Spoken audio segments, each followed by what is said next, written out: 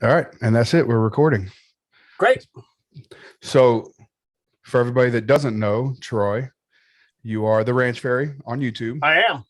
And you have a background in pulmonary respiratory therapy. Respiratory therapy. Okay. Which, kind of explains why you know what's going on in here. So do you want to tell us a little bit about how you got started on YouTube? Okay. So it was a sheer accident. So this whole thing is just dumb. It just shouldn't have happened. So I should have stayed in my corner with a tinfoil hat and everybody should have made fun of me like some people do. And it's fine. And I should have been left alone with 1,000 subscribers and it just took off. So my background is I went to respiratory therapy school. And by the time I figured out I did not want to do that, although I have a strong science mind.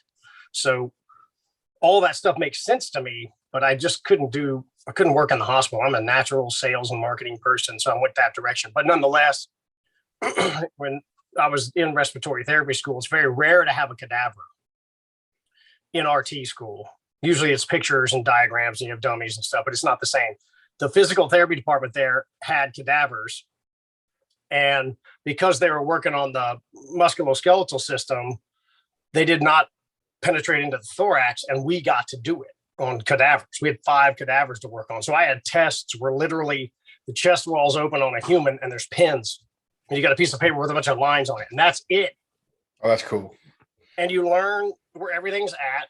And respiratory therapy is all about when there's damage to the cardiovascular system, how do you keep somebody from dying? So I can do the reverse real easy, right? I understand what kills things too. Yep. It's just unique. I was 28 when I did it. There's no seeing that in the background. God just decided to laugh at me when I'm in my 50s. And I can finally apply all the money I spent trying to be an RT. Yeah, I got you.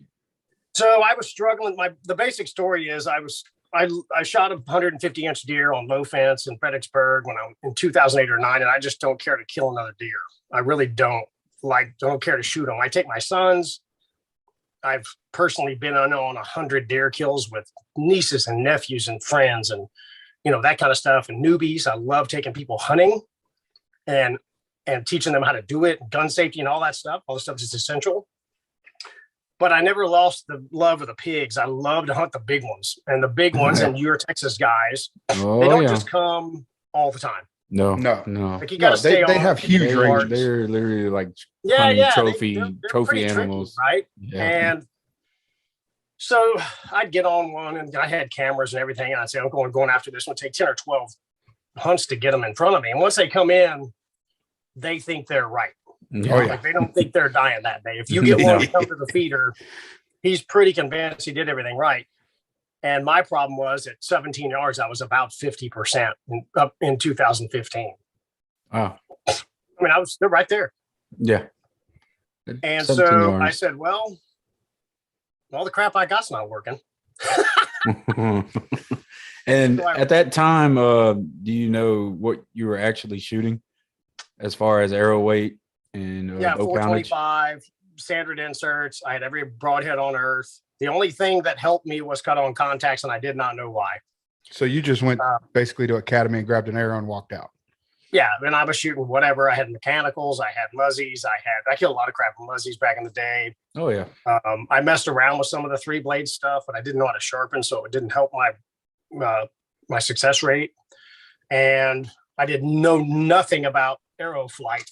And we need to talk about Big Jake tonight. Oh, there it is. Oh yeah, there it is. Big example. The here, rocket. Yes. I didn't know anything about arrow flight. So I would shoot a 400 spine arrow out of a 70-pound bow. Now that I know what I know, it is flying sideways. Yeah. 70-pound bow, 400. That's disaster. Right, I either would get them. They'd either go 50 yards or I'd lose them. There was never an in between, and I wasn't bonking a lot of them. Really? Like I was getting half an hour in them. Mm-hmm. You know what I think it was? Now that I'm looking back, other than the lack of really good penetration, consistent penetration like I get now, I really do think the broadheads were getting damaged on impact. I think they were dulling. I mean, they're covered in mud, and y'all cleaned the pigs, so they eat knives, God, right? Man. Yeah. And nobody thinks about that when they shoot a broadhead and stuff. They just think, what's going to work?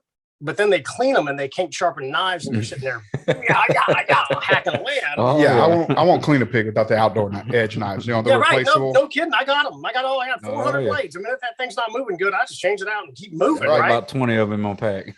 Right. And so I didn't connect the dots between why is this happening? Pretty decent shots. My shot placement wasn't good. Once I started to do the necropsies on my channel, pay attention, start shooting them forward, I started killing more of them. But I didn't pay attention to the fact that my knives were getting eaten. So what's happened to the broadhead? I just didn't connect the dots. So I got frustrated and I said, well, I had never done this Ashby thing. And what the hell have I got to lose? I'm 50%. Yep. So if I'm 50% with that, you know, okay, then bow hunting sucks. I got a 44 Magnum lever gun, and I'll just get 50 front yards from them and blast them in the head, and everything dies. So what led you to Ashby? Was it a Google search, or did you see that magazine? I was reading this stuff. I've read that report from end to end before ICE got on the foundation and all that stuff. And it just seemed crazy. I mean, I was just like everybody else. My velocity is going to go from 285 to 210. Yeah. That makes no sense at all. 700 grain arrows. Are you crazy? Now I'm shooting 700 grains like normal now. It's very normal to me. You just get used to it.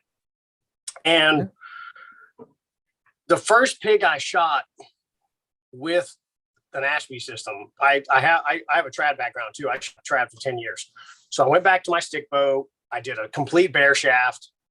I got them to fly. I got to 670 grains.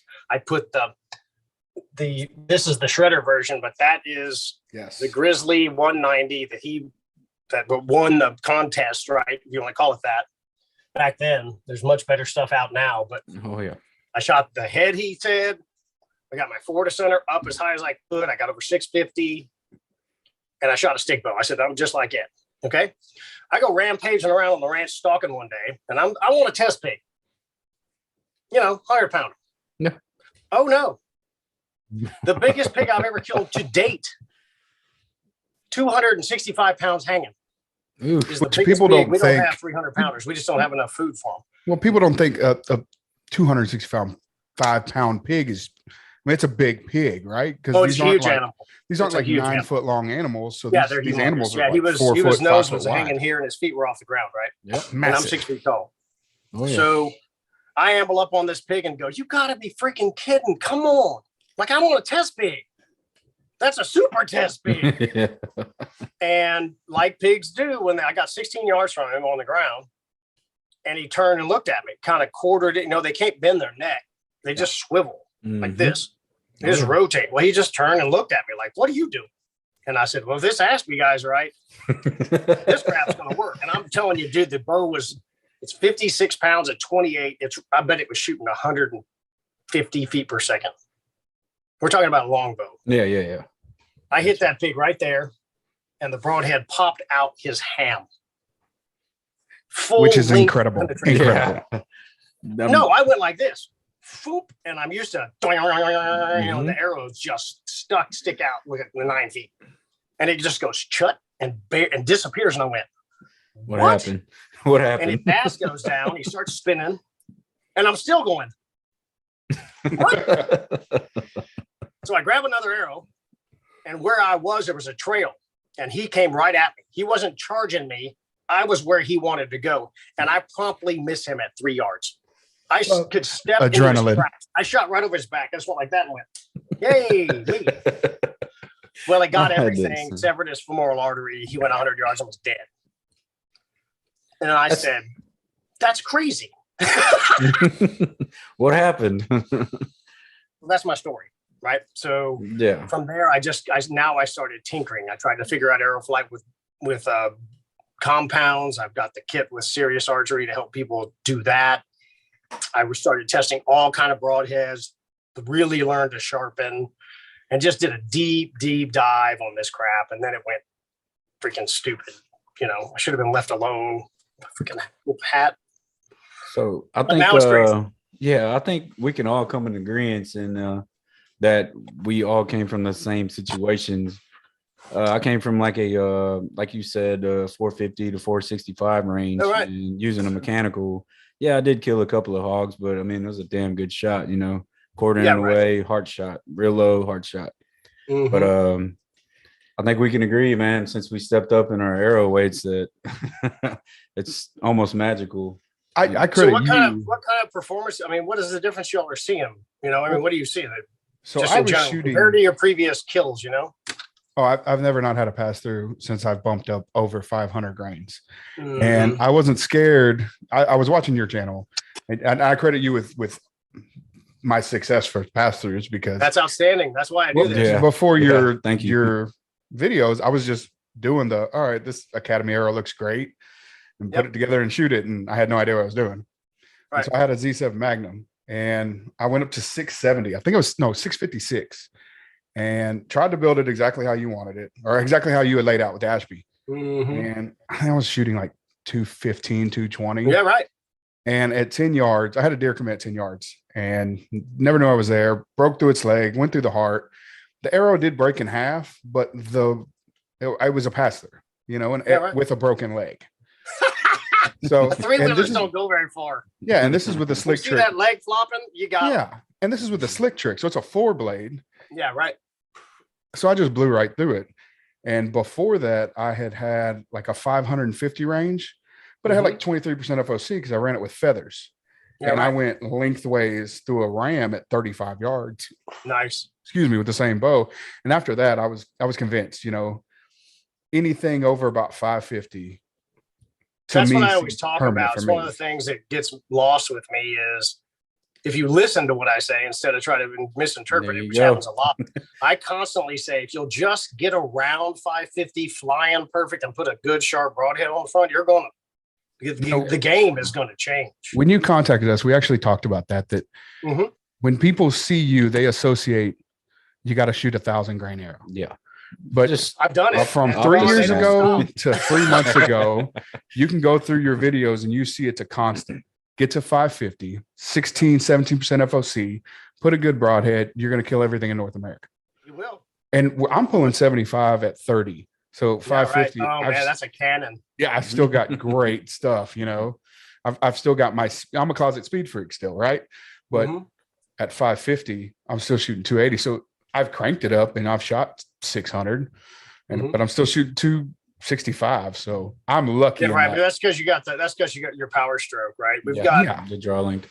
The mass thing really starts to work out with the shorter draw lengths and the people who don't have your advantage. The 30-inch draw is a humongous advantage because you could really push a lot of mass and just kick ass. But the lady, Rob Nielsen, the president of the Ashby Foundation's wife, shoots 38 pounds at 25 inches. Okay. She shoots 575 grains at 31% because she shoots a 400 spine arrow. Okay. If she shoots a 2-blade German kinetics or something, she don't shoot single buffs. I don't know why. She's about this tall, right? She's super cool. She's killed 5 Neil guy. 5? She's shot pass through 2 of them. 5 Neil guy. 5 Neil guy. That's incredible. Yeah, she thinks deer are kind of interesting. Like she just shoots those big stab, whatever. It's just grocery shopping. Sables and all kind of stuff in Africa. And this year on the Ashby Foundation website, there is an update, a 2021 compound-based Ed type study on Cape Buffalo. Rob shot 2 Cape Buffalo, and then they put them on the ground like Ed's deal and shot them with stuff. She wouldn't hunt a live Cape Buffalo. She was worried.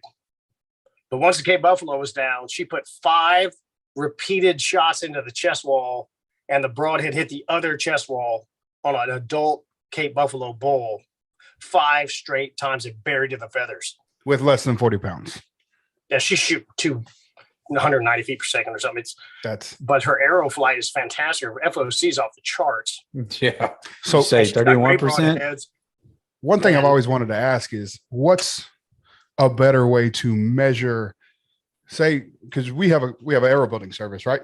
So what's a better metric for building someone's arrow? Am I shooting for mass or am I shooting for a certain grain per pound? Because with my personal builds, I tend to go somewhere about 7.5 grains a pound, which puts me in the 550, 575 range. Yeah, just get them. If you're building arrows for people and they trust you for building, just get them to 550 or 575 and get it flying. Go for mass. One thing I want to make clear though, I'm not a fan of the heavy arrow GPI. Yes. Yeah. You don't want it. You don't have to go super light. No full metal So on a jackets. 250 spine, around 10 or 11, that's reasonable. You can get a lot of arrows in that range, and you can go down or up. But the average guy can find a decent arrow, really good arrows, 9 to 11 grains per inch. But there's no reason to go to a full metal jacket and shoot 15 grains per inch. Stupid. It's pointless. You're doing everything It's backwards. very pointless. I hope our Well, you friend want all Six the Toes mass in the listening right front. now.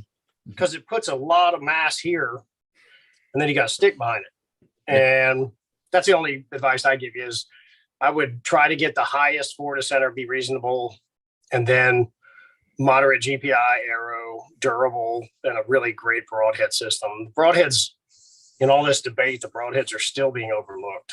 They're not, people are not, it's coming around, but That's people who are jumping in this, they're not really paying attention a lot of the time. That was one of my goals for this archery year is strictly shoot single bevels this year, just to see the performance difference as opposed to a 4-blade, 3-blade fix cut on contact. So that's one of my goals. You're just going to shoot through them so fast they won't even run. Yeah. So I know you're tough head and serious, but Iron Will with their bleeder blades are now beveling the bleeder blades, which was my big, I guess, disagreement with bleeder blades on a single bevel. I felt like it was counterintuitive, right? Yep. Because you've got something that's stopping, even when Fred Bear designed them, right? He designed them breakable. So do you think that beveled bleeder blade is it going to work? Is it going to be good? We don't know. We need to shoot it into hard things. So on a soft tissue hit, it's going to be great. Yeah. We're coming out at Tough Head with the Evolution 200 grain, and we're going to come out with a Ranch Fairy broadhead that's a single bevel and high carbon steel, and we're going to put a sacrificial bleeder on there that weighs 15 grains. You can screw it in behind you, and then we're going to provide washers so you can put them behind your field points, and it'll all be the same. It'll be 140, right? And we want it to snap off if it is something hard, but I haven't tested it yet, so we think it's a great idea. But see, but that makes sense to me with a single bevel. That's what Fred Bear did. To me, you got bleeders and it's stopping your rotation. That's the entire point of a single bevel, right? Well, if the bevels are in the same direction, then they will be fine. Theoretically, right? We don't know because you ask Ed this. I asked Ed this question when I first met Ed. Now I call him all the time when I need consulting. And I said, do you think there's a velocity driven heavy bone threshold? In other words, you establish 650 with a stick bow. Okay, as the highest performing 650 or more, perfect flight, real broadheads, all the factors. Got it. As on the spreadsheet, that's the number one performing system. That system above 650. That's another misconception is he says shoot the heaviest arrow you can shoot for the trajectory that you find acceptable. Yep. That's a different talk from in the data, the 650 plus all the factors was the number one performing on a spreadsheet. Okay, those are two different things. And he'll agree with you. If you find 560 grains at 21% shoots better for you for what you got to do, he'll say, do that.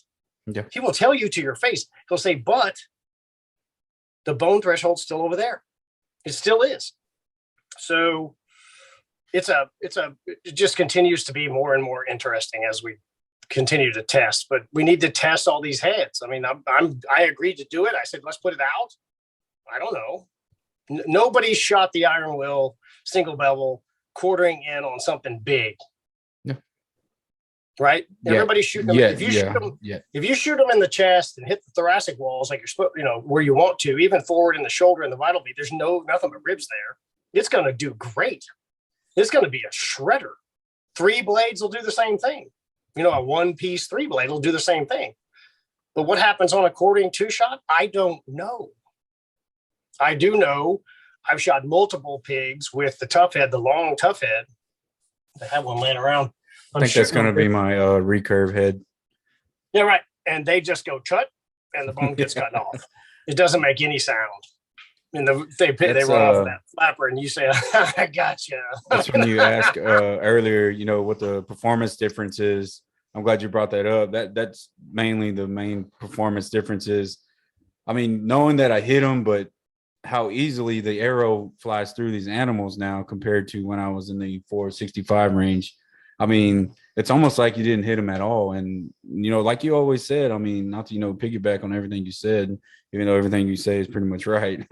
But I mean, they don't run. They don't know what happened. They kind of stand there. They might take a couple of steps and they're right there within, you know, eyesight. So, I mean, right. So that's another advantage to that is, and I've said this a bunch, and you know, it gets misinterpreted in message boards, and I don't look at any of them anymore. It's just BS, but too many freaking typewriter hammerheads out there. But the advantage of not having them run is everybody thinks you're going to get a blood trail, and that's complete and utter bull crap. And I've challenged many people. The next 10 deer you shoot, write it down. Yeah, don't tell me your anecdotal evidence or say, "Oh, they always bleed." Get a piece of paper and say, "I shot a deer at 15 yards and passed through, and was there blood? And when did it start?" On pigs, my average blood starts at 35 yards. That's my average. But I write the stuff down. Yeah, and I think I've had the least amount of blood trails when I'm using a 4-blade slick trick. You know, and that's supposed to put a huge hole in something. You know what I'm saying? Well, they do. I mean, I give it the 4-blade heads in that structure, the way they're designed or whatever, on a soft tissue hit will do really well. But the tissues are moving around and stuff. People don't understand that. I've talked about that. There's no predictability on that. Your goal is to kill them quick and to not have them run fast, which kills your blood trail. You'd have to have an exponential amount of blood coming out when they're running full speed. Yeah. It's literally blowing off the sides of them. I shot a black buck antelope out of a tree at about 7 yards 100 years ago in Rock Springs. Standing on this limb in a red t-shirt, and this black buck just comes walking down the fence, and I shot him right there. And it went out, it exited, on this side. I mean, it just went, don't go in the dirt. He went from 0 to full jet, and then there's dust. I mean, he just went down like a sack. And I was like, I'm curious to our blood trail because the exit was, here. Mm-hmm. It was scattered everywhere because it was blowing off of him. He was running 40 miles an hour. He only went 65 yards. Them things are fast. But he didn't wind up. There wasn't any, woo, he was gone. Yeah. Oh, that's that flight risk. So right, I know I've messaged you before. Run. If you have a deer run, and you really want them to stop and look around. Because they're dying right there. They're dying if they're standing there. They're not going. And then they, and another thing I wanted to talk about was when you see them, you'll see this now that I describe it, and you've seen it, but now I'm going to tell you why. You'll see them wobble. They get shaky, right? That's actually the blood loss being so high in their chest, the blood's draining out of their legs. Really? It's a finite system. It's like nicking the radiator hose on your truck. It's a finite system. Eventually you're gonna have some trouble. It's draining out all the time, right? Just learn something, right? Yeah, just learn something. Wow, that's pretty cool. I mean, it's the body says wow, damage up front. It's pulling the blood from everywhere else and trying to keep it in the brain and the chest, and they get wobbly. They literally get wobbly. Blood left. There isn't more, and that's to your advantage. Yeah. So I know I've messaged you before. We were talking about the tooth of the arrowheads. And how they're very. We both had problems with them. As far as terminal, the tooth of the arrow, the 4-blade. Yeah, they're hard. They seem hard to sharpen. I'm not knocking them. They sent me something, and I just went whatever, and I threw it in the freaking box. I'm not messing with it. The deflection rate was horrible. So the 3-to-1 mechanical advantage is kind of where I'm leaning with this. Mm-hmm. How big of an advantage would have been with those 4 blades had they been like that versus a pyramid? They were 90 degrees. That's you hit bone. Yeah, some of them are really, really blunt. People are trying to overcome bad arrow flight with tiny broadheads, and there's nowhere else to go. They're still trying to get some width out of it, right? It's kind of a mechanical mindset. Yeah. And you're shooting them with a freaking umbrella. I mean, that's a mental image you should have. Mechanicals are the same way, but because the angle is so deep, I don't think I have one laying here. God, I got everything. I should have got my broadhead box. I got some crazy stuff, but the angle's like that, right? Yeah. How could it not deflect? Yeah, exactly. you try to be practical about this stuff, and a lot of this is just mind blowing level stuff because people don't try to process the whole thing. I think backwards now. I'm trying to build something that goes through the critter, and I'll get it there. That's a different mindset than how do I deliver it, and then will it go through? That's why, what everybody's doing. That's why I still shoot slick tricks, is because I know I should go single bevel or solid, but I just have so much confidence in that head that I know I'm going to get it there. And once it's there, it's going to do its job. So yeah, that's fine. Sharpen the blades and call it good. They used to do a better job of making them sharp, and they're not as sharp as they used to be. So they are not. Warning. Yeah. When the other company owned them, they were phenomenal. I had somebody send me a bunch of those, and I was not impressed with the blade edge quality. It's not. I think that's where it wouldn't take very long to sharpen them. No, they're pretty easy steel to work with. I think that's where me and Chris differ on the broadhead category. He's more of a replaceable blade kind of guy, and I like to actually sharpen, my broadheads by hand. I'm horrible at sharpening. So I mean, it's an art. Yeah, it takes some time. You have to commit. I mean, if you don't want to sharpen, then I've always backed the Magnus stuff. Mike and I have a great relationship. He does a good job with his edges. I don't think I've shot a bad Magnus broadhead. Yeah. No, he does a great job with his stuff. And that damn Hornet thing, I hated that thing for the same reason we talked about. It looked like this, right? Yeah. Oh, we've destroyed some pigs of those things. Those things are amazing what they do to them. It's just disgusting. Right? Yeah. I've killed multiple animals with those black hornets, or the Sur Razor, right? Yeah, the Sur Razor. Oh, yeah, man, right. I love that thing. When I've got people show up in camp with their crappy broadheads, I'm like, nah. I got a solution for you right here. Get in the box. I'm like, and they're not expensive. And he backs them with a lifetime warranty. Like I sent one. I'm like, I messaged him. I was like, hey man, I'm gonna buy some more because I bent this with a rock.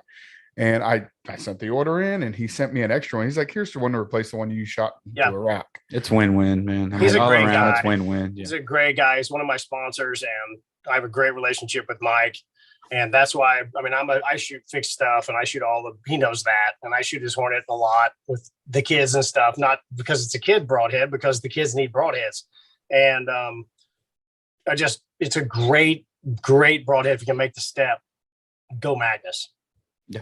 I mean, just take the step, jump off, get out of the kiddie pool. It's 100%. It's not even a starter head. You can shoot those forever. I don't want anybody to misinterpret that, but if you're going to take a step, it's a great price point.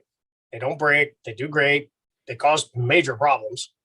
And my only recommendation with a head like that that's got multiple pieces is that quarter and end shot. Do not expect it to break a shoulder blade. Mm-hmm. That's not its design. I don't think Mike would argue with me on that, right? He knows, and I've talked about this, the one-piece stuff that's machined. That's just not what he builds. It's fine. Normal shot angles, you're going to whack stuff. They're going to exceed. Yeah. Correct. And here where we are in Texas, I think I shoot 90% of my animals at 20 yards under a feeder. I did a study. I'm going to do a video on this. I took in 149 kills of people who sent me pictures and stuff. And I said, hey, would you contribute? I have a spreadsheet with about 25 data points on it. I think that RAM is on that spreadsheet. Yeah. You put that RAM on there. So the average kill shot distance is 21. Elk and everything else. I mean, there aren't very many long shots in there for all the bull crap and Western guys yammering about shooting 60 yards.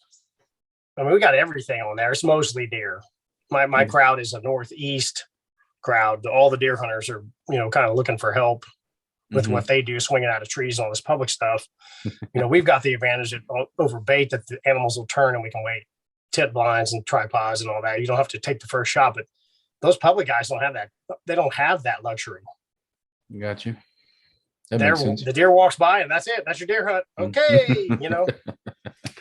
So going back to the heavy arrows, is there a point of diminishing returns that y'all have found? None. The math never stops eroding, or it never erodes. Because I never erodes. You put that on Instagram about mass and the speed. He had you looking up velocity, that it takes a lot more to stop a heavier object, which makes sense. So that's ballistic coefficient. So that's one thing me and the Rocket Man are trying to figure out how we're going to measure ballistic coefficient. It's very, very, very well studied in the bullet world, but their velocities are ridiculous. I mean, they have the advantage of velocity. We do not. We have a very low energy projectile flying in the air, relatively unstable, easy to destabilize, right? It's because they're long. Mm-hmm. Bullets drift, but they don't become unstable because they're short, but they drift. Arrows are long, and they tend to want to not be stable because the front and the back are fighting with each other the whole way down range. So what you have is ballistic coefficient is mass over drag. And I just posted a little bit I was reading model rocket stuff, and there's a bunch of stuff on flying planes and how to do all the stuff. And I'm trying to figure this science stuff out and then simplify it. So if you have an equation of mass over drag, the drag equation includes velocity squared. So the faster you go, there is more drag. The arrow's got to fly. We can't shoot 0 feet per second. Got it. But the compromise, let me reframe this. It's easier to add mass, 40% mass, than it is to get 40% more speed at the compromise of mass. So the only way to go faster with your current system is to go down in mass, but you start to drag like hell. So the bottom of the equation goes up. Yep. If you increase the mass, which is way easier, it's easier to add 150 grains than it is to go 25 feet per second faster. Yeah. Any asshat in the world can figure that out. Yeah. Just go get a damn radar unit and figure it out. It really will make your head spin. So the equation, the top gets bigger than the bottom and the velocity goes down. So your drag goes down some, your mass goes up, and everything goes up. And so we graphed it, and it was mind-boggling. I think, try to recall this off the top of my head. I know what the first number is. I don't know what the second is. So we shot arrows from 388 grains to 715, which is the arrow I shoot every day. And we had 6 arrows, and they varied in about 25 to 50 grains because you had to spine up. So the shafts started to mess with it being perfectly 50 grains, right? The shafts goes from 8 grains to 9 to 12, whatever. So the 388 grain arrow out of my expedition, which is the fastest bow I've got, was going 294. I have a 28.5-inch draw. It launched at 78 foot-pounds of kinetic energy, and at 60 yards, it hit at 53. It hit at 53. Yeah. The 700 grain arrow launched at somewhere around 81 foot-pounds and hit at 62. Percentage wise, because it's such a low number, that's a shitload of gain. That's like 25%. Yeah. And it's just energy. Kinetic energy is terrible math, but it doesn't matter. It's just a measuring stick to me. The graph goes like top and the bottom goes like that. And you go to 1,000 and I shot a 2,200 grain arrow. Whoa. I have a tungsten rod that's about this long, weighs 1,500 grains. I put it in the arrow. What spine was that? 150? Oh, no, I just put it in whatever the hell I had. I was yakking around. There you go. And we kind of half-assed stuck some stuff in the shaft to make it not wobble around. That works. Oh, it took off sideways. It was terrible. But the radar doesn't know that it's flying poorly. It just knows it's flying. I tried to shoot at 60. That didn't work. It hit like 30. I think I got it. I mean, it was amazing. However, it launched at like 150. And at 10 yards, it hadn't changed. It kept going.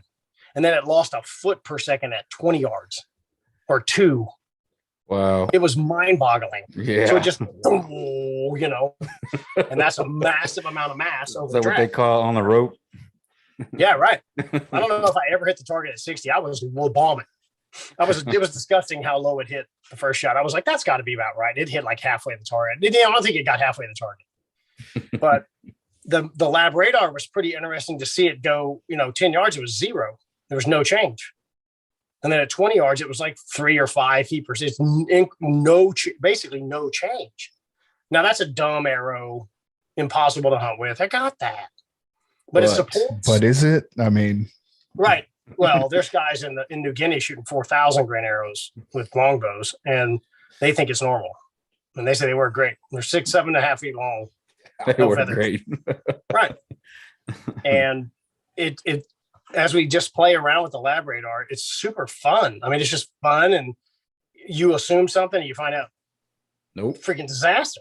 You were an idiot. You have no idea what you're talking about. Lab radar don't lie. It's stupid. It just does how fast it's going. It doesn't care. No bias. So that was actually kind of leads us into a question a buddy of ours asked. What is a better metric for arrow performance as far as kinetic energy, FOC, and momentum? Momentum is the thing you want. Kinetic energy and momentum are tied together. And I think we don't need to talk about that at all. I think we need to get bare shaft perfect. Yes. That's always kind of our number one when we tell people. You need to bare shaft. You really need to bare shaft. I'm going to show you why, because I got Big Jake. Yeah. So this is the arrow that the Rocket Man built me. Got the fletchings, super sweet. I move them around. Oh, my knock fell out. Oh, the hell with that. All right. And a single bevel broadhead, because of course that's what you want to have. You don't bare shaft with broadheads because this thing is a lift mechanism and it will fly crazy. So don't bare shaft with broadheads. But when you are bare shafting, and with carbon arrows, they have a spine and there's a stiff side that can move. You can move around by rotating the nock. Let me get my nock. So let's say, wow, my nock is not easy to get in here. Hang on. Yeah, good Lord, Rocket Man. Okay. Made that thing perfect. I think I've had to put some knocks in like that before. Yeah, let's say I always start bare shafting label up, and I rotate clockwise because it's just my system. So it's easy to put the label up. This thing doesn't have a label, but you have the label on there. So I just put a label up, and I don't mark it before I start, but you'll end up with a mark that shows Nocturne. So there's a stiff spine in here. They are not aluminums are extruded, so there's no spine. They're stuck. They're rammed through a circular deal, and so they're perfectly round. So they're really consistent. But a carbon arrow is not. Mm-hmm. So you got to find, for you shooting a bow at your poundage, your draw length, how it's going to bend. The problem is if you don't do that, one of them is going to go like this. Don't bare shaft with broadheads. Just an example. One of them is going to take off like that. One of them is going to take off like that. One of them is going to take off like this. And the next one's going to take off kind of at a 45 degree. And this is a wing. And we're talking especially two blades. Are wings. Okay. So when you finally, if you do not bare shaft and you put a wing on the front and one takes off this way, the broadhead catches air on this side, and then it tries to do this and come back because the fletchings push back.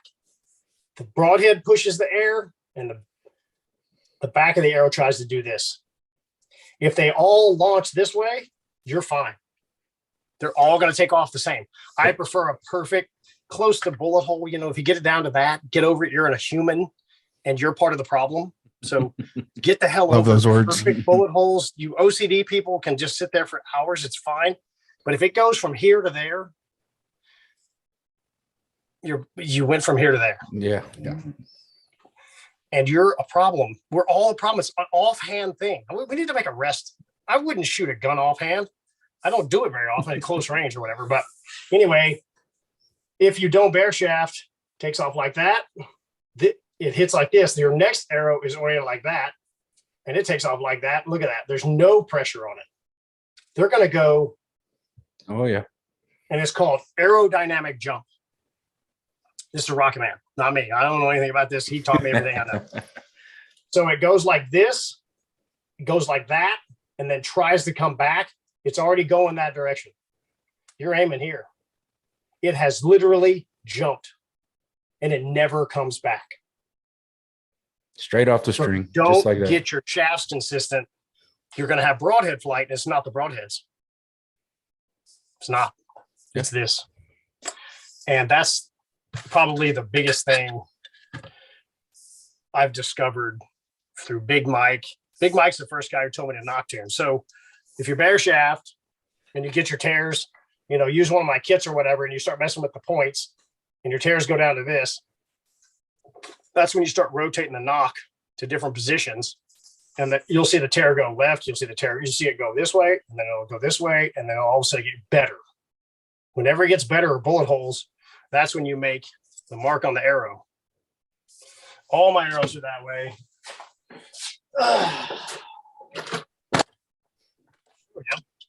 I've got the shredder head. I never shoot anything normal. So this is what I'm shooting nail guy with the shredder. Wow. But you'll see Nocturne. Every arrow was bare shaft Nocturne. Every one of them. And why you have that arrow out around, what is that weighing?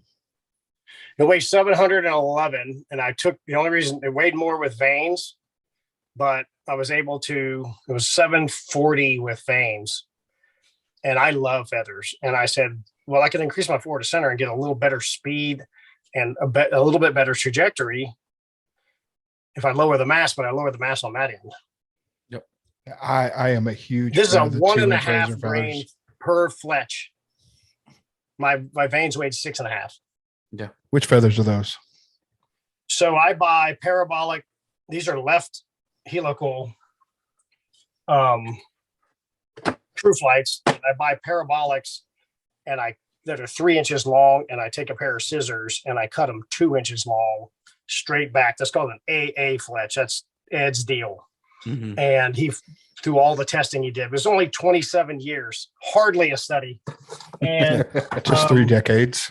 Yeah, 3 decades of farting around. He hurt his back hunting sheep, or he'd have kept going.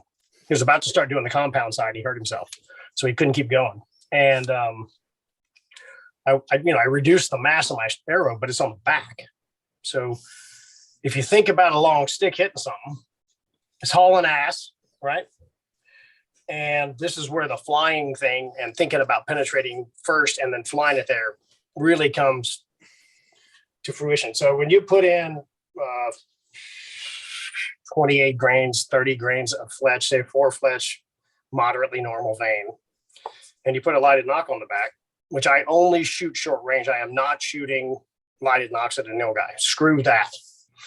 I'm for pigs and stupid stuff in video at 15 yards. Who cares? Yeah. But when it hits, there's tail weight. It's flying along, cruising through the air just fine. Hits something hard. That's what happens. I don't care who you are. The damn thing is flying through the air to hit nothing. When it hits something, the energy hits here and it recoils through the system. The more weight you have back here, the more of this you're going to get at impact. It's just pretty simple, but like I said, it's kind of like the edge thing. You just got to kind of process it. Yeah. It starts to make sense. You just my damn point. Like that. It just hits something and bends. Mm-hmm. Okay. Wow, I got to get Rocket Man to make me a new head. That's not a very good structural integrity, Yeah. Rocket Man. What's going Look on at there? that. The tip broke off. I can't hunt with that.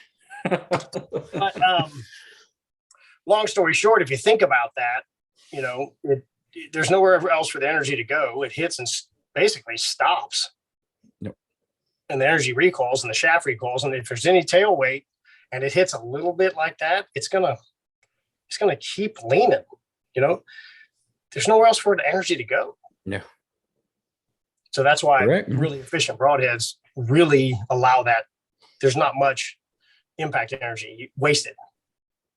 That's So where when the you're mechanics hunting, fail. when you're hunting with feathers, do you treat them or do you cover them? I've got some powder stuff from True Flight that I put on them. So I don't know what it is. You're making me really want to go back to feathers because I love the flight with Stuff. feathers. Yeah, Yeah. I got the same stuff. Yeah, just don't inhale that crap. They say it's bad for you, but you'll get the coronavirus. Blah. Yeah, we work in an industrial plant. Pretty sure we've got worse. Yeah. So I treat them, but I have a quiver that's got a hood on it. So they don't usually get that wet, but I treat them anyway because you don't know what you're going to get into. And when I go elk hunting and backpack hunting, I don't shoot feathers. I shoot 2-inch vanes because it's just more practical. I'm not going to go backpack hunting and get rained on and then you just have to, that's the practical side. I'd rather be able to shoot a really stable arrow that I know the fletchings are up on than always be a badass shooting feathers all the time. It's stupid, right? So I noticed you said left Yep. wing. Do you clock your arrows? I do. I Do you started clocking believe arrows. I it didn't works? think it mattered. I put a video up about that and I was wrong. So I need to take that down. And that's one of the things I do if I start to fail. But I've seen it on multiple other people's videos of the arrows stalling. And we've seen it on high speed video, me and the Rocket Man. And I clocked mine and they went left. And so I decided to shoot left and they look way better in the air. So do you believe there's like a significant energy loss coming off of the bow, not being left helical versus being that left knuckleball helical effect? Yeah. So there's no other way around it. They literally go dook, and then the fletchings Yep. overpower it and turn it Yep. right. They literally do it. We saw this with the arrow gun. That Rocket Man has a gun that you can slide an arrow down kind of like over a barrel and you shoot blanks through it. We saw it in the arrow gun. We saw it. I've seen it with my bow, and I've seen, Garrett Prawl, a DIY Sportsman, and a bunch of other people that have documented this happening. And I've even heard the pros say, that don't matter. Yeah, you're right. The field points, I don't think it matters. Yeah, they're also shooting indoor. So Well, even 3D guys, I saw some ramble about it that one of the big websites put up, and they interviewed a bunch of the pros that were shooting 3D for money, and they were the big guys, and they all had mixed opinions on it. Well, if the arrow stops in the air and cruises like a knuckleball for any amount of time, you do not know what the hell is going to do next. So I started playing around with, actually, I got the zingers, those slide-on fletchings. oh yeah, I've seen those. And I had them send me 1, 3, 5, 7, 9, 12, and 15 degree lefts and rights. I wanted to see what 15 looked like. It's a disaster. And I wanted to, and it's not their fault. I was testing. Don't bash the zinger guys. I asked for this. And then I wanted to see what left versus right looked like. And it was a completely different, for my bow, it was a completely different thing. And we haven't figured out why they do that. But mine primarily go left. And I shot every single arrow in that quiver. That's one thing that's missed. I think it was Levi that talked about that. It's the first video I ever saw on it. And I went, whatever, literally 2 years ago or something. But he's a pretty good shooter. Yeah. So listen to this. This is exactly what he said. And I saw some lady who's some indoor super shooter say the same thing. I don't know why. I just know it does. If it goes left, fletch it left. And if it goes right, I fletch it right. That's what they said. There's a bunch of asshats out there who will shoot one arrow and go, okay, well, I guess the whole dozen's doing it. They didn't say that. They said they shoot all of them and they shoot both ways because they want the arrow to fly better. Yeah. I couldn't give a damn about 3 field points. But what the hell happens when you put a wing on the front and knuckleballs? It's got to be some kind of loss, The Rocket Man and I are going to explore this some more. I need to play with it and high speed it. We're definitely looking forward to that then. Yeah. So we just started playing around with that. And I think he's seen tighter groups at 20. Yep. That is. I just see 100%. What it looks like to me is I've shot them side by side. The left for my bow, shooting them left, looks faster. And I think all it is just efficient-er. I think I got used to the stall. Love it. Right? Efficient-er. Efficient-er. That's a word, right? So yeah, we're in Texas. Everything's a word. Everything's a word. So that's what I think happened is when I first shot the zingers left, I went, wow, that just looks fast. Clean. And I think what I'm seeing is efficiency. I'm not gaining anything. I'm going to get the labradar and shoot the right and left against each other and see. There we I don't go. think I'm going to lose 10 feet per. I mean, I don't think it'll be anything major. But when you put the broadheads on the front, there could be a problem. But like you said, the efficiency and the parachute effect and all that. Mm-hmm. And the arrow's always flying, right? So it's got to be stable. And if it's not stable in the air, it's not stable at impact. The arrow's flying through the animal. It's flying. Mm-hmm. It's not a punch. It's not any of that. It's flying.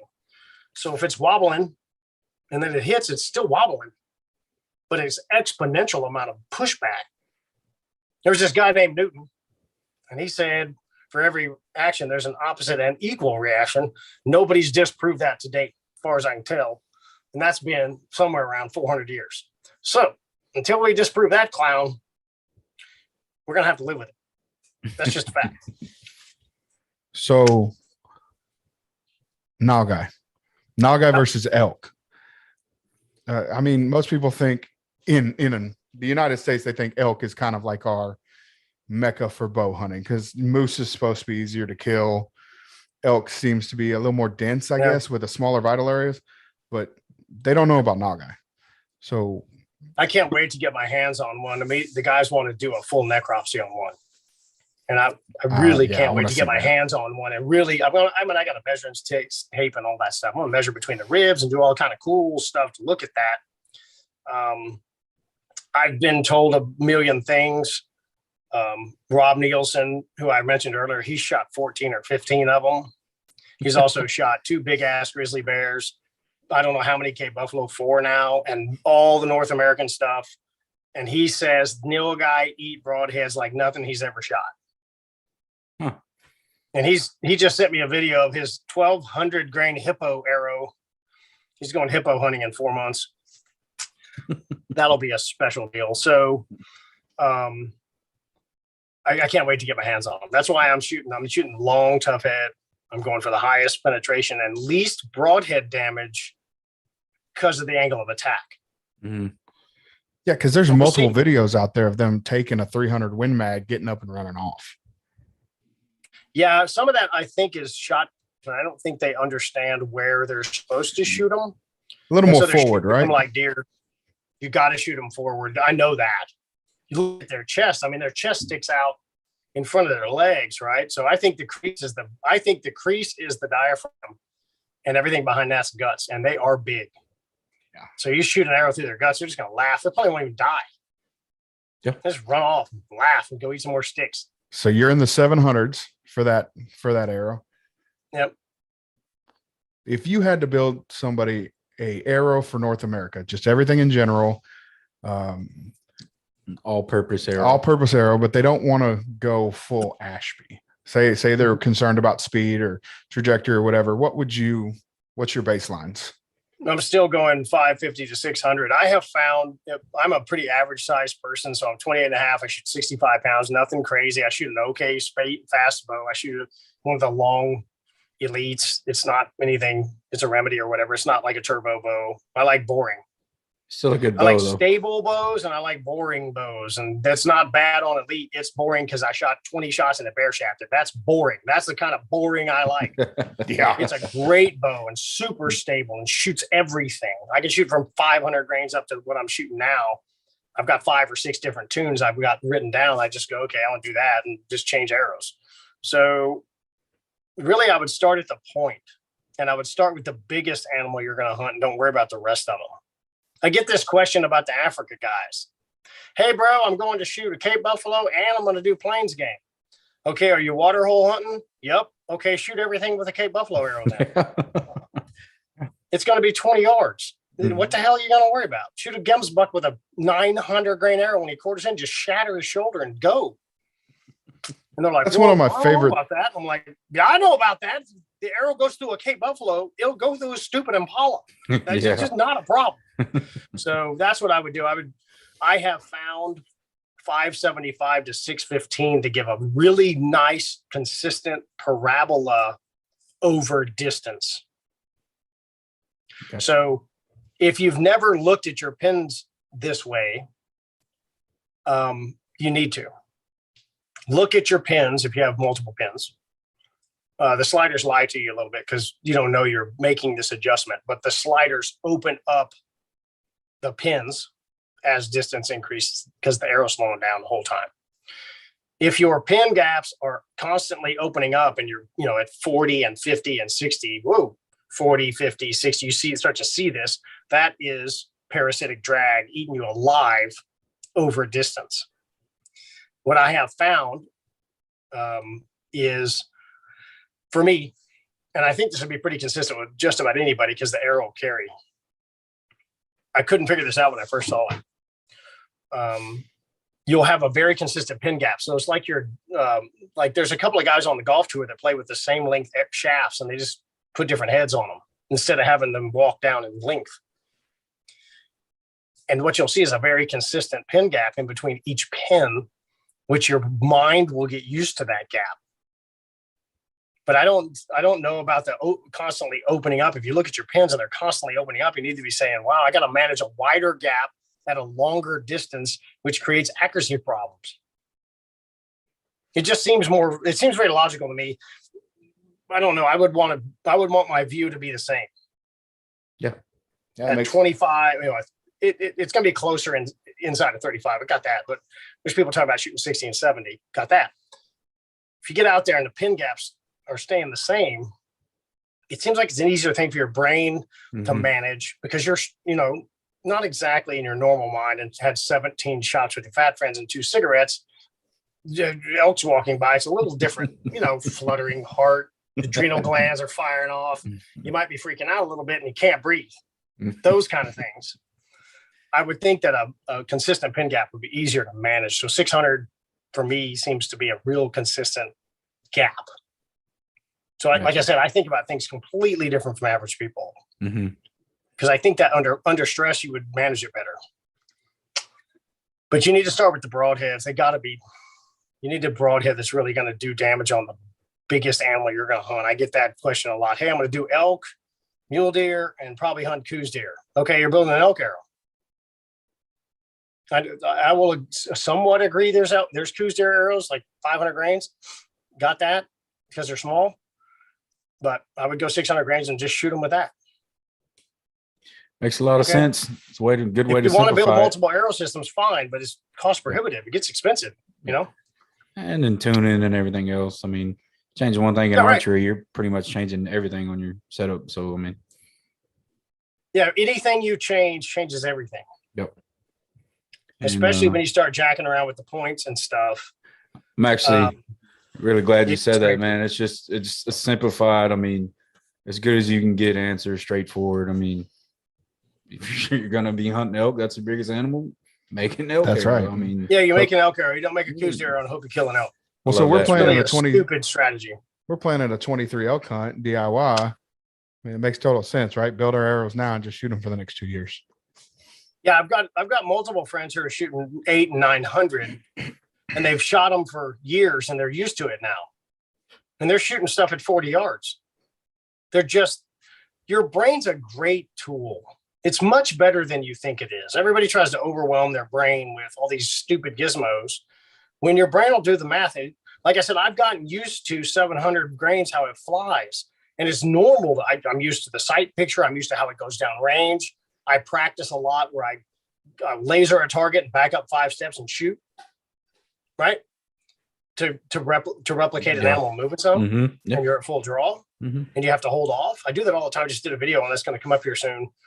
That you should practice that. You should go practice laser 35 yards, walk back 7, don't laser shoot.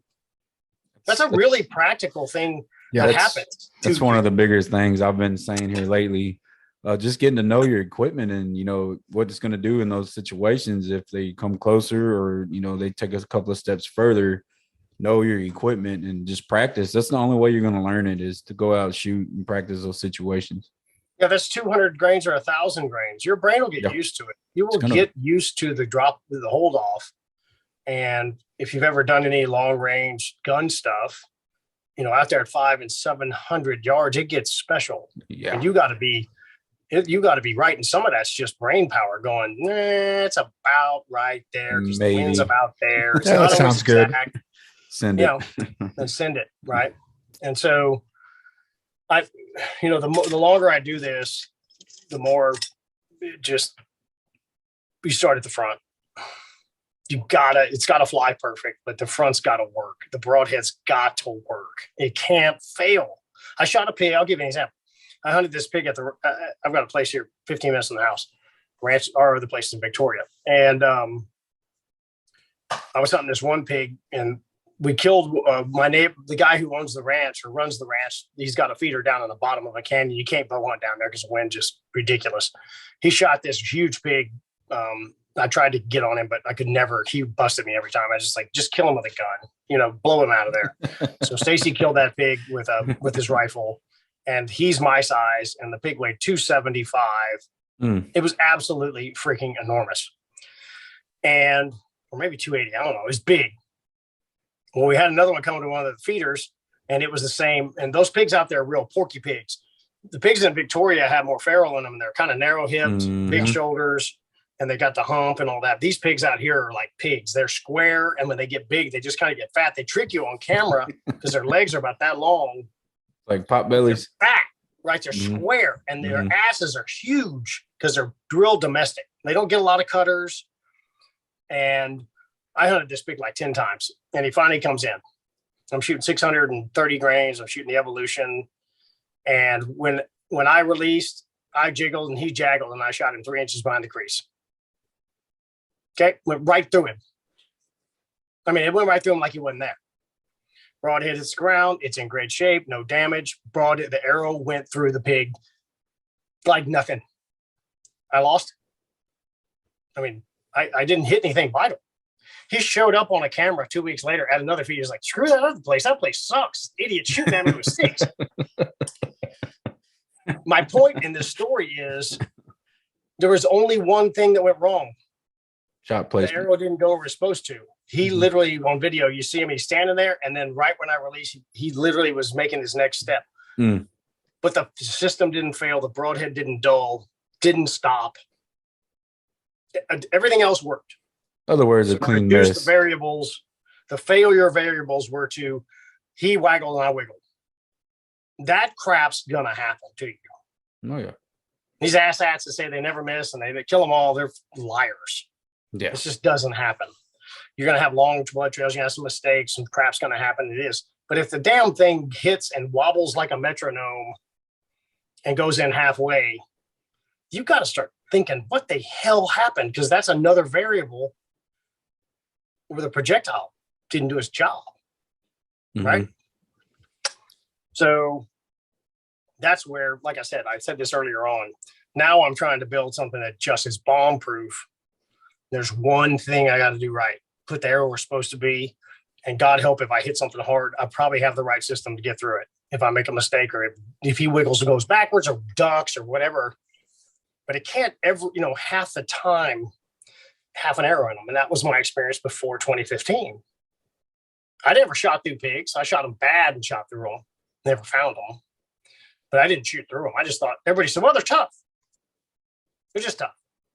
I think it's pretty cool, man, how we pretty much share the same experience, where we came from. I mean, I already said that, but I mean, we know we're sitting here talking, and I've literally experienced what you're saying. Like, yeah, right. You make a bad shot, you get through them, but you never find the damn things.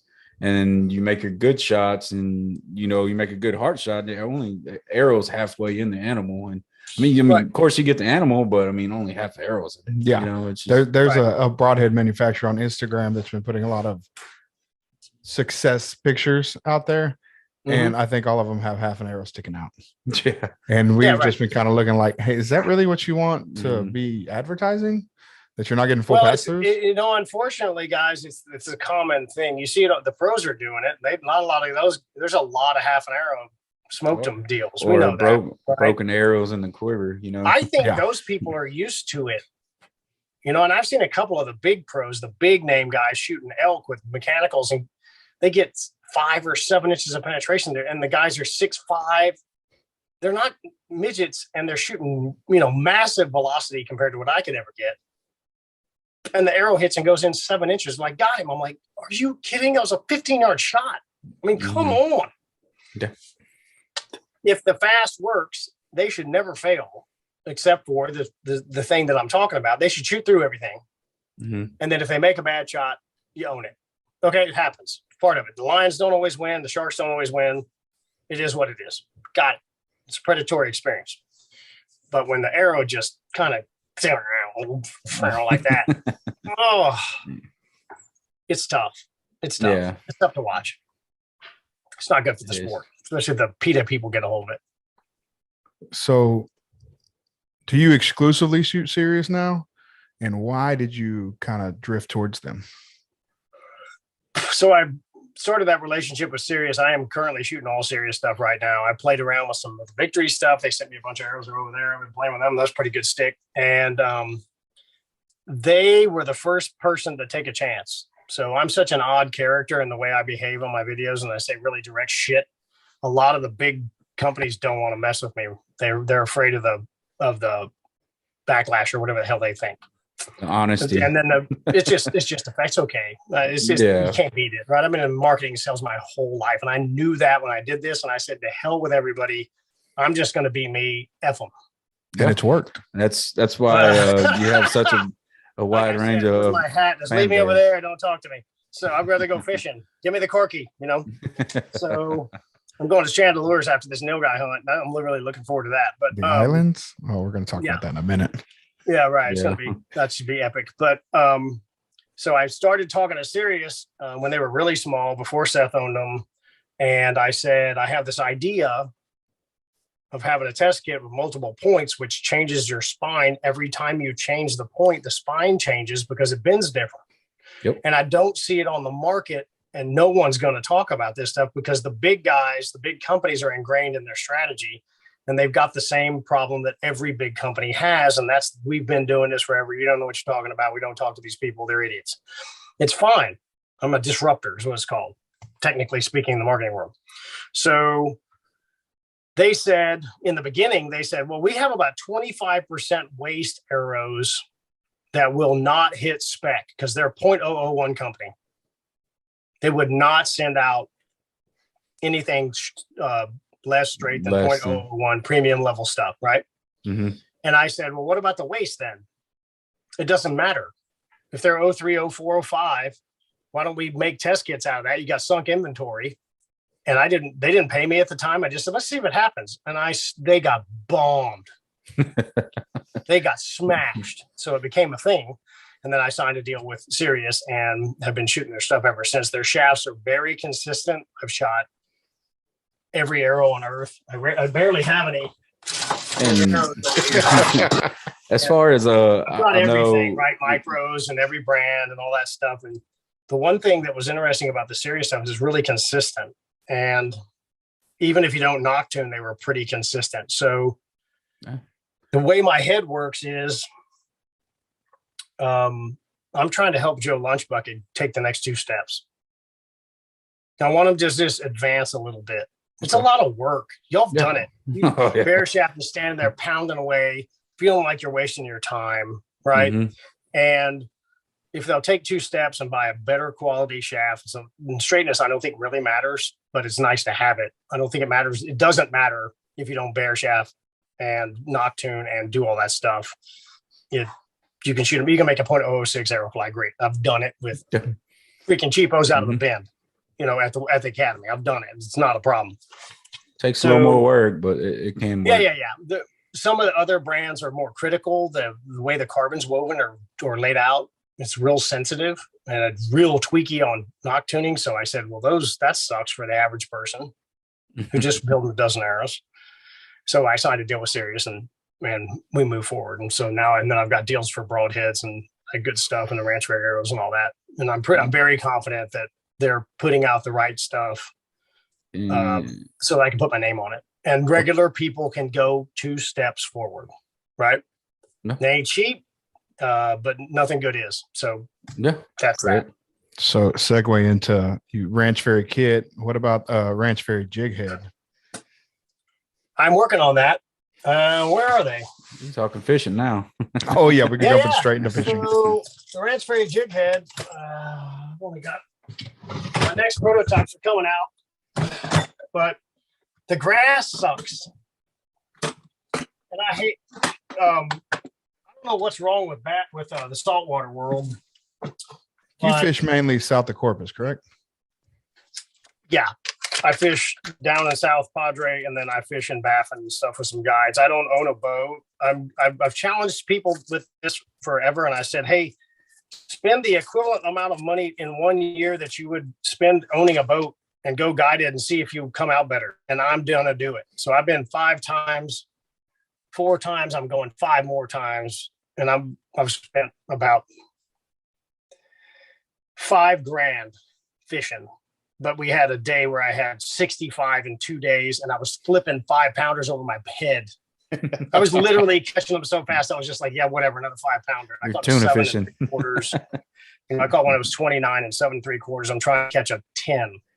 I don't care about 30. I care about heavy, but The weight. yeah. So I'm trying to catch that and catch a 10-pound bass too.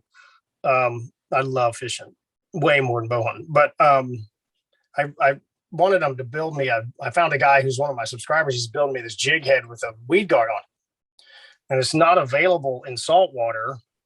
And I've tossed it at a couple of guides and long-term people. They said, that doesn't work. Right. I mean, immediately. And I said, what do you mean? This shit don't work. Fish won't bite it. I'm not going to hook them. I'm like, wait a second. I skip, chatterbaits, and I skip this into brush piles, into the back of brush piles.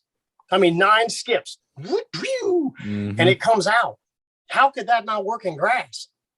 And why would it stop the fish from getting caught? So we're in the process of getting that done. This is a 1/8. I've got 3/16 and a 1/4, and they got screw locks on them. Great hooks, they have MC hooks in them, and you just got the weed guard on the ones I use. The only reason the weed guard's that long is because it's stock. That's the stock unit. So I cut them. I cut them right off the top of the hook point, just right there. Flush. Yeah, it's pretty smart. And they did great fishing down with Ernest. I was throwing a 1/4 ounce in waist deep water, intentionally throwing it in the grass, jacking around, and they came out real clean. And so it's got to help. I asked Ernest, I said, well, if there's grass on the hook, you think a fish is going to hit it? And he said, no. And I said, okay. And my buddy caught a 7-pounder on it, and we caught 50 or 60 on it. It didn't make any difference. Cool. The only thing I'm going to do is make a clear. Yeah, it's clear instead of black. I'm going to it'll have a clear weed guard on it. Oh, yeah. There you go. That's it right there. So saltwater or freshwater better? Yeah, that thing's going to be pretty good. After the call, send me y'all's address and I'll mail y'all some. I've got, 100 coming with sweet. I made a mistake and I got too long a shank hook. There you go. So I wanted a big wide gap hook. I wanted something that had some. I wanted a tuna hook on there. I mean, I wanted a damn gaff. You said I'm sorry, go ahead. Go ahead. No, go ahead. You said you fished mainly Corpus area. You never fished the Matagorda area? Matagorda? I've spent very little time up there.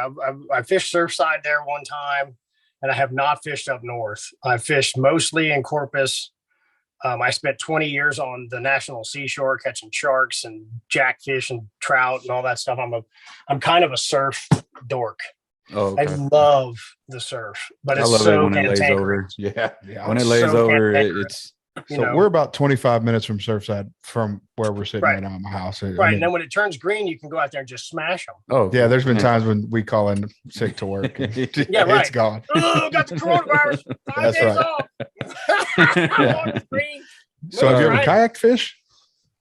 I have a kayak. I have not spent much time in it. I need to do that. I need to come fishing with you guys sometime. Yeah. Why the hell do people not get out of the kayak?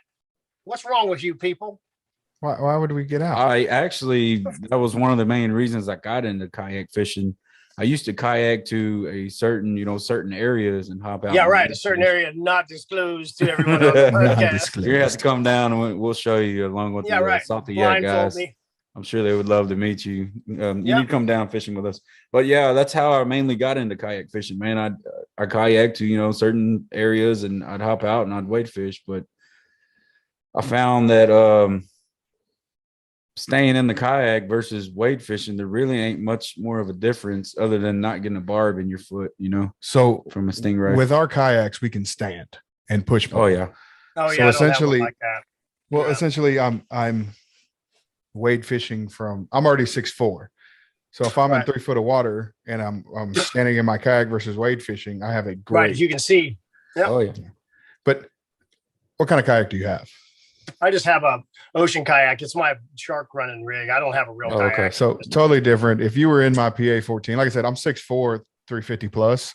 So if I can stand in it, you can tap dance on it. Yeah, mine's a squirrely one because all I did was run shark baits for 20 years and just messing around with them just to get baits out. And I've never committed to that. I have a little floaty boat with a trolling motor that I run around in some of the non-motorized lakes here that have huge bass in them that I mess around with those guys. And, but I haven't gotten into it serious, but I watch them when we're fishing with the guides and I'm just like, I don't know why you're floating around with that damn thing. I hate fishing out of a kayak, but I don't have the right kayak.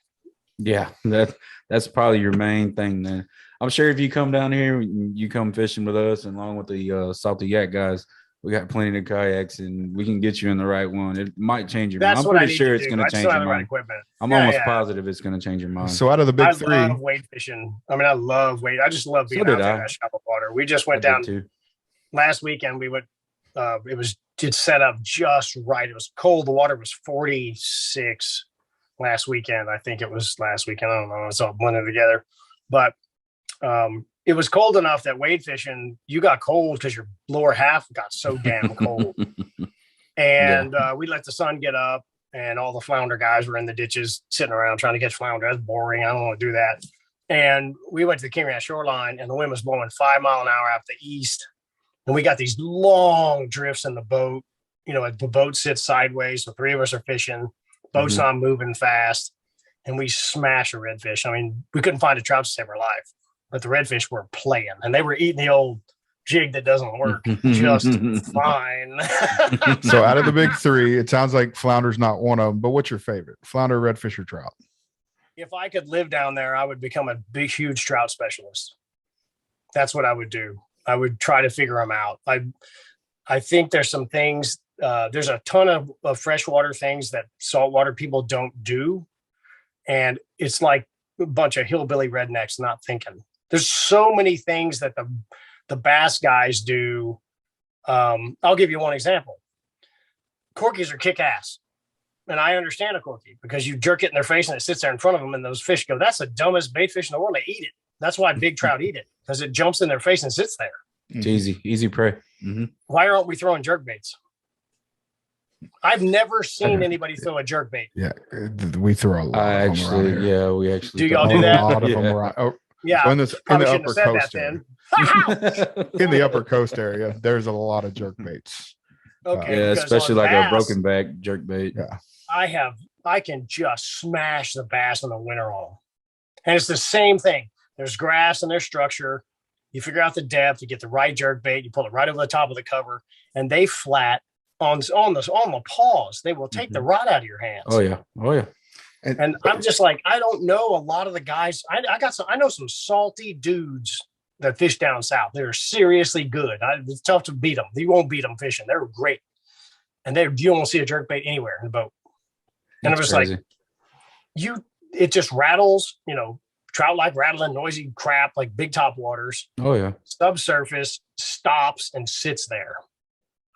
There's a big culture split at about Matagorda as far as how we fish this way and that way, because there's a lot more clear water, you know, down south. Yeah. Past the Colorado, you got clear water. Up here, we have like the toilet bowl of the Gulf, you know, it's just, we got the Brazos, we got Sargent, and they're just dumping out mud. So what jerk baits are you throwing that'll fish shallow enough? Miradines. There's a couple of local makers that make different kinds of jerk baits. I like the lipped jerk bait, or are you talking about Miradine style baits? Miradine style baits. The lipped one I like is made by Rebel. It's a broke back. It's the black. Okay, that's a classic. The old dudes used to throw that.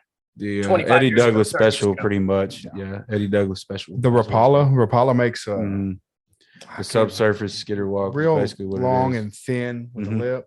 That one does a lot of damage around here. Because I'm messing around with the what is that thing called? The Rapala. It's got a little tail on it. The X-Wrap stops it.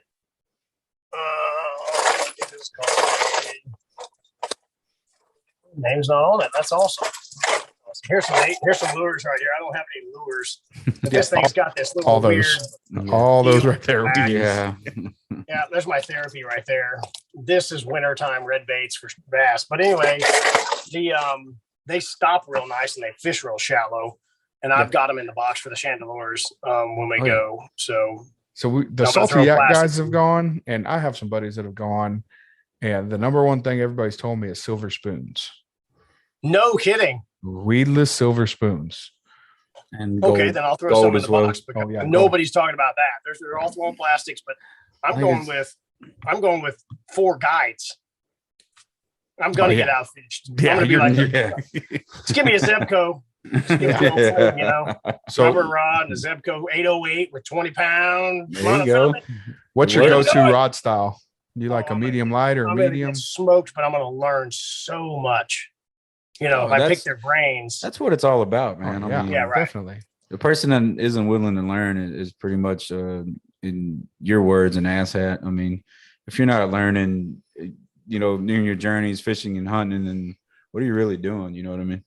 Right. That's what I'm trying. Every time I go, I'm picking the guide's brain, saying, why are you doing this? Why are you doing that? Yep. Maybe annoying to them, but you're learning, That's right. I don't fish with the guys that think I'm annoying, so I'm giving people money. Ernest Cisneros down in Port Isabel was a school teacher for 20 years. Great guide. Yeah, he's a great guy, and he likes to teach people. I think he'd rather stand there, and if you listen to him, which I don't know how many people listen to him, right? He would love to just say, "Do this," right? And one of these trips, I'm going to say, "I want you to show me what you're thinking," and I'm just going to say. But we may not catch a damn thing, but what are you doing when you jump out of the water? What are you doing? And what do you see? I just want to go on what are you looking for? Yeah. Right. There's actually a few guides around here that will ask you, hey, what do you want to do this trip? Are you learning this trip or are you catching fish? Yeah. Well, I'm taking my son. Let's learn. Well, okay. Yeah. Just know we're not going to catch a whole lot of fish, but you're going to know why you caught these fish. Yep. Yeah. Yep. Why they're there. And that's why I would try to become a big trout specialist. If I'm planning to try to buy a house down there, move down there. I'm 53 and my kids left the house, and I'm trying to plan what I'm going to do next. And wasting a ton of money on a boat and trying to wasting a shitload of money and having no retirement sounds like a great idea. But, fish for this kind of thing is what I think. Sounds like us. I mean, that's an S waiver style glide bait. That's one of them giant bass baits, huh? Yeah. Right, but that's not that big. We've all caught a trout with a tail this tall sticking out of its throat.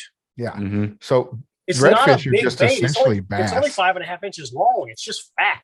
Yeah, it's just a corky with more hooks. Corky, and they just go nah, nah, nah, nah, nah. You can stop them. They'll sit there, nah, nah, nah, nah. And I've got the big stuff. I got the long ones. I don't have the foot long ones.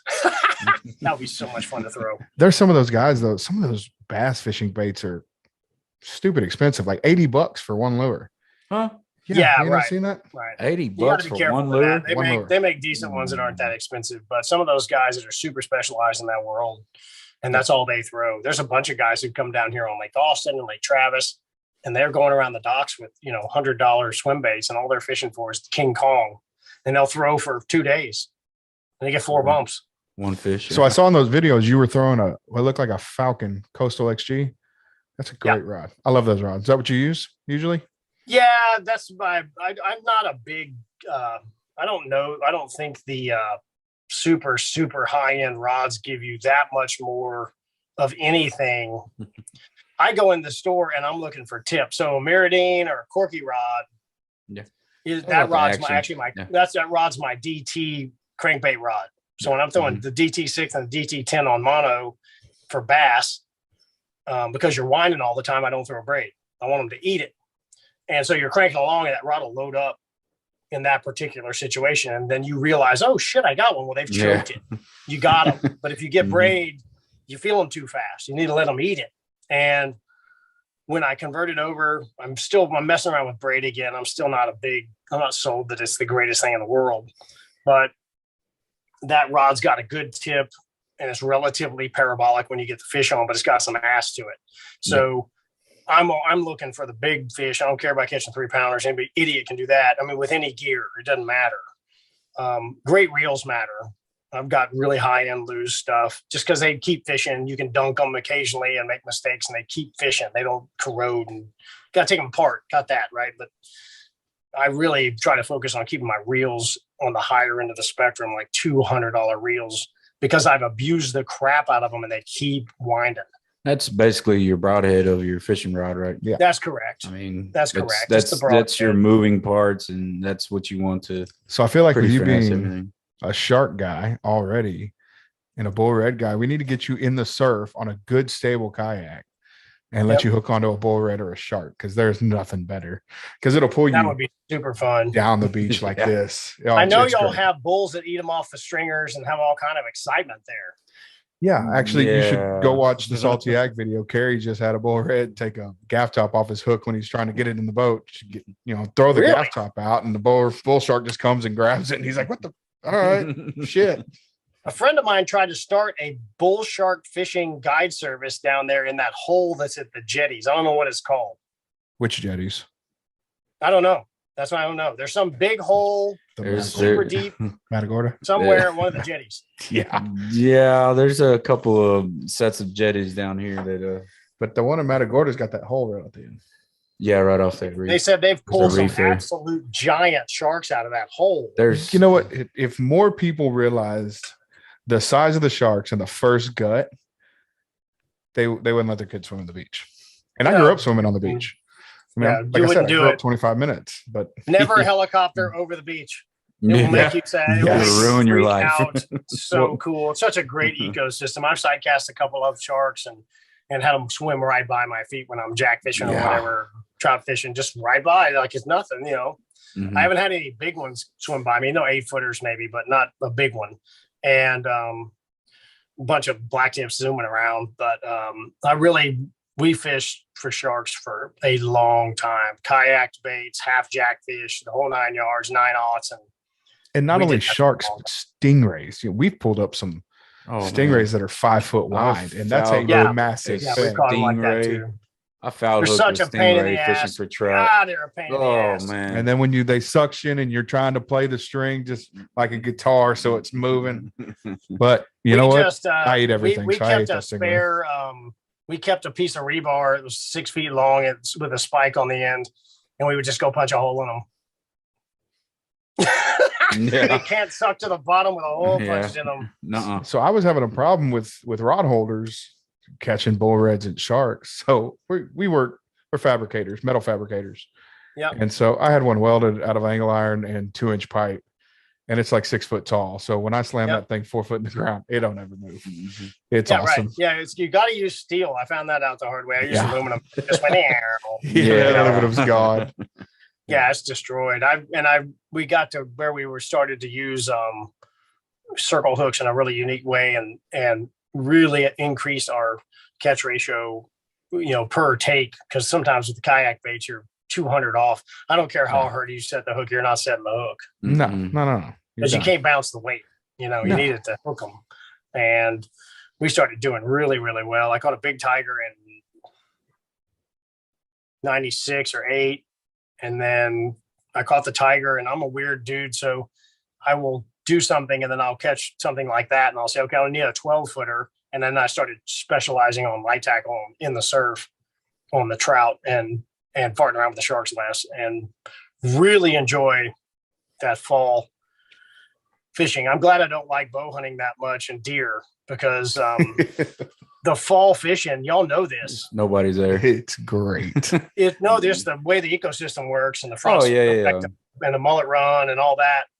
And God, not that many people are out there in the fall hunting. either, though. Yeah, nobody should be deer hunting in October. Mhm. Ever. It's great because we both bow hunt within an hour of where we're sitting right now. Yeah. And then Matagorda is an hour away.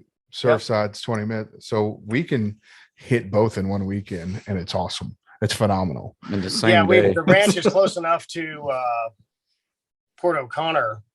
There's a bunch of walk-in spots there, and I've done multiple days where we've gotten up in the spring, and we got up at 5 a.m, drive down, wade fish out in some walk-in spot, catch a few redfish or trout, and bring them back to camp. eat them for lunch, take a nap, and go pig hunting. Now that day doesn't suck right there. It's the old cast and blast. Cast and blast. Yeah, it's super fun to do that. And I really, like I said, I really like fishing, and I started posting a bunch of fishing content. I'm just trying to expand my brand a little bit. And I've got, I'm doing chandelures, then we're doing, I'm fishing, and we'll probably be fishing around Corpus in the middle of March. And then I'm going back with Ernest in April. He said the trout are their heaviest in April. So have you ever heard of kayak rentals in Louisiana? I have not. So our Saltiac guys go there every year, and they also do a camping trip out of Matagorda to Matagorda Island. You got to camp, you got to boat in, fly. So, and then there's always something every couple of weeks. Some Saltiac guys are getting together. So you really need to come down, because a lot of the kayak fishers I've known, like myself, that's how I started. I bought a cheap kayak and was kayaking out baits. And thought to myself one day, I looked on the other side from the beach. I was like, I can get right there and go catch those redfish. Yep. And I love bow hunting, and bow hunting is a great addiction, but you go downhill fast on kayak fishing. Yeah. I just go downhill fast on fishing. I went from a $200 kayak to, if I had bought my kayak brand new, it'd be like $4,500. Yeah, right. Some of them are outrageous. There's a guy on one of the lakes I fish on. There's a little lake here that's like 180 acres, and it just has the right ecosystem, and multiple tins are taken out of there, or are caught out. Most people don't kill them, but multiple tins are taken out of that lake every year. And I can't break 8. I got like 5 high 7s, and I figure when I break 8, I'll get 10. It just I keep catching 7 9s. It just sucks. And this one guy who is an animal out there, he caught an 11 and 3 10s last year. Oh. Now he fishes a lot, and it's got some deep water, it's got some shallows, it's got grass, it's got great bait, and it's got the right everything, right? And he has a freaking live scope on his kayak. I bet he's got $10,000 in the kayak. You got a troll motor. He's got the little dealer whopper so we can just push the buttons and push him around. He's got front-facing sonar, live scope, depth, all that stuff. Good Lord. It's funny because I have most of that on my kayak. I have a power pole, with the whole, you shoot in the bass. He has one of those. Yeah, I got a mini one on that. I've got the sonar. I've got all that. It's wonderful. I'm not gonna lie. That front-facing sonar is awesome. Great. Yeah, I want to upgrade to the. Matter of fact, the Saltiac guys did a podcast the other night, and there was a Q&A thing, and one of the questions was, it's another YouTuber called Kevin's Outside, and they said, if you had unlimited budget to put on your kayak, what'd you put? He's like, I don't think anyone's ever put a Simrad on a kayak, but I'm sure gonna try. Put a 12-inch on there, and I'm like, yeah, that you know what? That's not a bad idea. Let's see if we can make this happen. Does the front-facing sonar actually work in the flats? I am not sure about that. So they talked about side scan on that, but I use mine mainly for depth because I have a pedal drive and they do like this, right? And so 18 inches and I'm starting to touch. So that's mainly my thing. I'm like, all right, I'm getting up to 18 inches. Let me start. You can flutter. I mean, they just do this, Well, that's a good spot too. If you have you could use even Onyx. But if you find a drop off or something, you could punch it in and lock that down. Water temperature, water depth, finding your drop offs or structure underneath you. I mean, that's mainly what you use it for. Kayakers traditionally don't fish more than 5-6 feet. If you find a kayaker in 10 foot of water, they're deep water fishing for trout, pretty much. I went with a guide, and he's got a little YouTube channel named Gary Paris up in Lake Fork. And he's the first time I ever saw a live scope, and you literally see the fish swimming around. Yeah. Wow. You can look on now. There's a bass. I mean, you just tell by the shape, and there's a big pile at the bottom. That's all the crappie. And then you see a big flat head just rolling down the freaking deal. And you got those videos of out there. You can see your lure. Yeah. And you just drop it down. There's a little star just deep. And he says, okay, stop it right there. Now he says, don't look at the screen because you'll jerk it out of his head. And you'll literally see a crappie swim up, and you turn your head, donk. It was not right.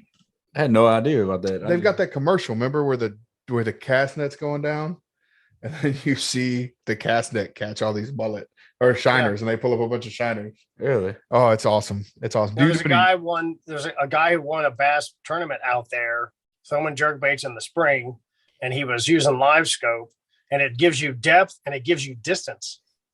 Yeah. And he could see the bass. So he'd throw his lure and he could see his lure. And he just kept driving him freaking nuts. And just kept hitting them in the head with it. So do you do any jug lining or anything like that for catfish? I never got into that. I love limb lining. I spent so much time down at Padre Island National Seashore back in the day. We were down there non-freaking stop. I have wasted a ton of days and shitloads of money, but it kept me out of jail. So there's a good trade-off there, being mischievous as I am. And man, I was wheels on fire when I was younger. So I had a lot of energy then. And we just kept going. And Billy Sandifer, I don't know if you know who he is. He was my mentor down there. He was the only guide on the National Seashore. And he's just one of those crazy dudes who knew everything. And he took me under his wing. He called me his kid and really taught me a ton of things about how to think as opposed to how to fish. And one of those things that always stuck in my head, he said, you can leave with a freaking plan, but let the fish tell you what they're doing, or fish your plan. I don't care what you do. He would literally say that. And then he says that to me, right? And then he got older and retired, and I started taking him fishing, which was super fun to pay him back, right? Yeah. And he gets in the truck one day, and he was a really coarse individual, super fun to hang out with. His stories were insane. He goes, I don't give a shit what they're doing today. I'm throwing a top water, and if they won't eat it, to hell with them. And I said, yeah, but I got every other thing in the box back there. And he goes, well, yeah, but I'm not throwing that shit. I'm throwing a top water. Well, so made his mind up. Very fortunate in that, in that sense. One of the things when I look back, I've been pretty fortunate in the people I've been around. I've been around some world-class trap and skeet shooters who taught me to shoot a shotgun properly. And I shot the triggers out of a shotgun. I had to have it rebuilt because I had a reloader and shot trap and skeet. And God, I used to be hell on wheels on the dove field. I used to just shoot a 410 and I was fine. and then my uncle Ronnie was the comptroller for the King Ranch when I was a kid. Wow. And I did not know we were on the King Ranch. I would just go with Ronnie hunting, right? We're just hunting. Yeah, we're hunting. We're going like Santa Gertrudis today. Okay, doesn't everybody do that? I'm 12, and I got to fish baffin from a Suburban on the King Ranch, weighed in from the inside on the rocks. Mm-hmm. And got to do a lot of cool stuff. And it's just been one of the things as I get older, it's funny when you get on the message boards and people are yammering. You're just a product of the people you've been around. Yeah. And if you don't acknowledge that, nobody knows everything. No, negative. Like you said earlier, one of y'all said, you got to be learning all the time. You do. And listen to the crazy people who are a little different out there and pluck the stuff from them. The only reason I'm good at this, I'm a pretty good presenter and I'm good at lowering the brain power it takes. Like, a wheelchair ramp's kind of like this, and that's the angle of attack on a broadhead, as opposed to that's Ed's thing. That's not me. That's Ed. Mm-hmm. And the Rocket Man's taught me all about the flying, the arrows, and the arrows bending, and the stalling, and some of the crazy aerodynamics that go into it.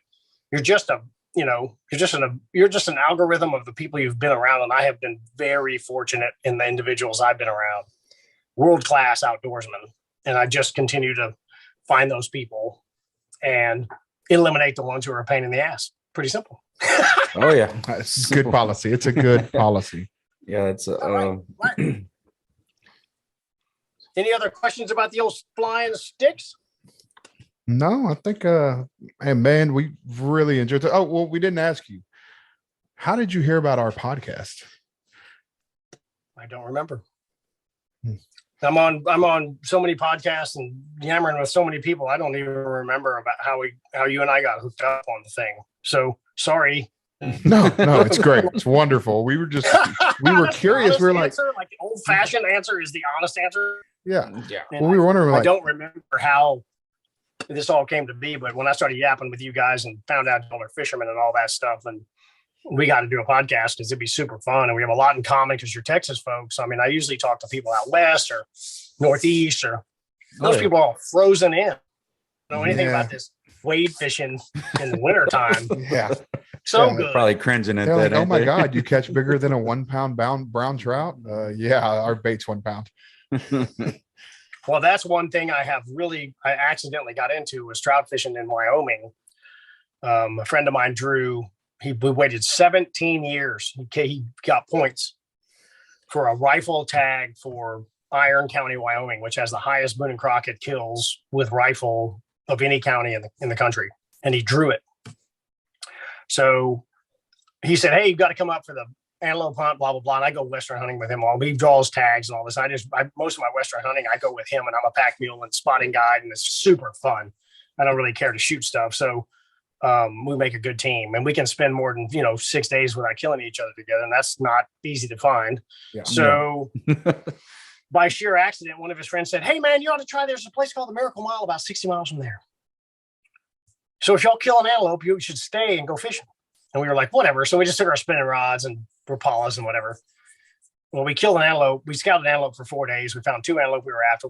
The one we wanted did the wrong thing within 30 minutes of opening light, and we killed him. And we had 6 days to go.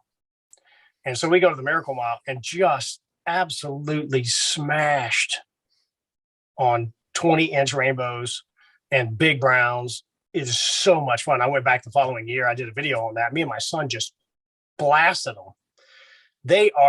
That's the hittingest damn thing I've ever caught. Really? They're pissed when they hit a Rapala. It's the craziest thing. I want to try that now. I don't like it. It's always front hooks. They are choking it. They are, some of them just get hurt real bad. You throw them back anyway, just hope they make it, because I don't eat them. But I try to turn them back and give them the biggest chance of survival. Going back in the water is better than me whacking them in the head with a rock. And they're bleeding real bad, I'll kill them. But the same thing I do with a trout. If I got one's bleeding out the gills, and he goes in the box, but I don't kill him anymore. And those fish, you're about 50% on rainbows because they come out of the water and do cartwheels. And the browns they're kind of like a redfish. They get in the current, they just start going. And I think I caught a 7 or 8 pound brown last time we were there. It was a tough one. It was 8 pound line, right? I didn't know they got that big either, man. That's pretty impressive. There's a half a dozen lakes around here in South Harris County, North Missouri County, where they stock trout for people to go catch. They do it in the Guadalupe here in New Braunfels. Yeah. And some of them are surviving and making it. It kind of makes me want to go, because one of them's in Pearland. One of them's like 30 minutes away, and it's a no motorized lake. Kind of want to take a kayak out there now. Right. I just can't do the fly rod thing. And it's not because I'm against the fly rod thing. I've got enough problems and addictions and expensive toy things already. I've tried the fly rod, and I've decided that the fly rod is not for me, only because I'm a big dude, but I've got shorter arms than normal. Yep. The normal length arm for like a 6 foot guy. Right. So when I'm trying to do this, and it just doesn't work for me. I look weird enough as a kayak as it is. I don't need to be up there with a fly rod too. Well, out there in Wyoming, everybody's flogging a wand, right? Yeah. And me and my son come stomping in there with I've got 7 foot, light action spinning rod with 8 pound test and a Rapala, and we're just wailing on them. I mean, those guys are sitting there. Sterling and Ferguson are flogging away with the Range Rover. What's the little Olympic got the glasses with the twirly? And they aren't catching dick. And we are just. Who are these rednecks from Texas and get them out of our river? Man, I love it. I love it. Like we come in from the other side, and they're already they're in the run. They don't have bobbers. They have strike indicators. Oh, okay. And logging out there. They got their little float. It's not a bobber, though. It's a strike indicator. And it's drifting, and they're picking it up, and the casting is beautiful. And we roll in there with a gold and black Rapala and just start laying the wood down. I don't know if I could do that. A couple spots, I thought we were going to get shot. So, after y'all left, what do you think they were using? Who? I said after y'all left, what do you think they were using? Oh, Probably yeah, right. They probably had a spinning rod somewhere. There ain't no doubt. But I don't know what the hell it is with that golden black Rapala. They love eating that thing. That is my favorite color to throw down here in the broken back. Gold and black back, gold belly, sometimes with a chartreuse trail, sometimes not. Mm-hmm. That in pretty much any shape. Yeah. Especially with our muddy water. I probably ought to invest in a few old school balsa Rapalas and throw those in salt water because they don't go deep and they float pretty good and they would get up off the grass. I need to maybe mess with that. They probably get wrecked pretty bad, but I don't care. If I catch a big trout and the lure's destroyed, I'd just whatever. It's weird with you going with this fresh to salt water because that was a big topic with the Salty Ag guys in this last podcast about the transition that people make from fresh to salt, and they think they need to buy whole different gear, but all this freshwater stuff works. Dead sticking, that in a bass world, everybody dead sticks. The only time saltwater guys dead stick is when we got a bird's nest and we're working it out, and all of a sudden we're right. You don't know that was a great thing to do, and the fish takes their freaking backlash out. Right. Yeah. Right. Wacky rigs. I think the biggest challenge to that is there's a misconception that you can't throw light stuff on a level wind, and that's just a rod thing. People get told something and they believe it. It's a bunch of BS. I can throw a fluke with a 3/0 hook in it a mile with the stuff I use, but I have the right rod action. Yep. And it's very good. I'm surprised that there aren't more big flukes being thrown in saltwater. I would love. That's why I need to spend enough time. I want to throw that fluke. There you go. In the sand pockets and just try to take the small ones out. That looks like the gulp whale. That looks like the gulp. Shad, yeah, I don't know. That's the biggest fluke they make, and I throw it in freshwater on chatterbaits, and because I'm fishing for a home run. Chatterbaits with a trailer like that work amazing on red. I have no doubt. I'm taking a chatterbait to Chandelures. I've got some rigged up with weed guards on them, and I'm going to take them and try that on if the redfish are. If we get into redfish, I'm going to try it. I've got all the standard crap and a bunch of Kelly wigglers and all this stuff, and I think there's a couple of things there, but like I said, the saltwater world is very, very finicky and funny about how they want to do stuff. And if they would listen to some of the bass guys who fish, people don't realize that the tournament guys could be fishing during a tournament. There could be a local tournament and them there on a lake that ain't very big, because once you got 200 boats on the lake, nothing's big. I don't give a damn what it is. And they've got to figure stuff out, and they do some finicky stuff and pay attention. Just like I was talking to a guy who's really, really good and is guided down there. He's worked for the Blacks down in Baffin and a bunch of the high-end folks who guide. And I said, hey man, on that corky, you ought to consider throwing a 12-pound leader because the bait will work better. He goes, I do fine on 20. Okay. But the freshwater guys, and I've done this, you throw those DTs, like a DT 10, okay? And you're in 8 foot of water, you got grass at 8 feet. It doesn't matter how deep the water is, the top of the grass is 8 feet. If you throw 20, it'll run 8 feet deep. And the bass guys will have, when they get on that red bite, they start hitting this red lure. This is a wintertime thing. It's this time of year thing. They eat this red. I don't know what the hell goes through their head. They eat this lure for about 6 weeks. Crawfish. It must be. And you carry 4 rods, and I've got some cheap level winds that I've got, and I've got 12, 14, 16, 20.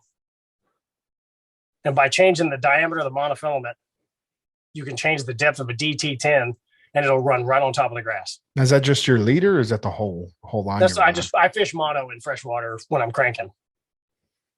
Got you. Because I want them to load it up. I want the stretch. I want them to eat it. I want to, when I reel into them, it gets heavy and I go, oh, I got one. Well, they've eaten it. Like they really get a hold of it. If you're fishing braid, you feel them too fast and you'll jerk it out of them a lot. See, that's why most of the time on my mono, when I'm fishing mono or fluoro on a crankbait, I literally am reeling it and the rod just starts loading up and I go, oh yeah, okay, well, and they're just choked on it.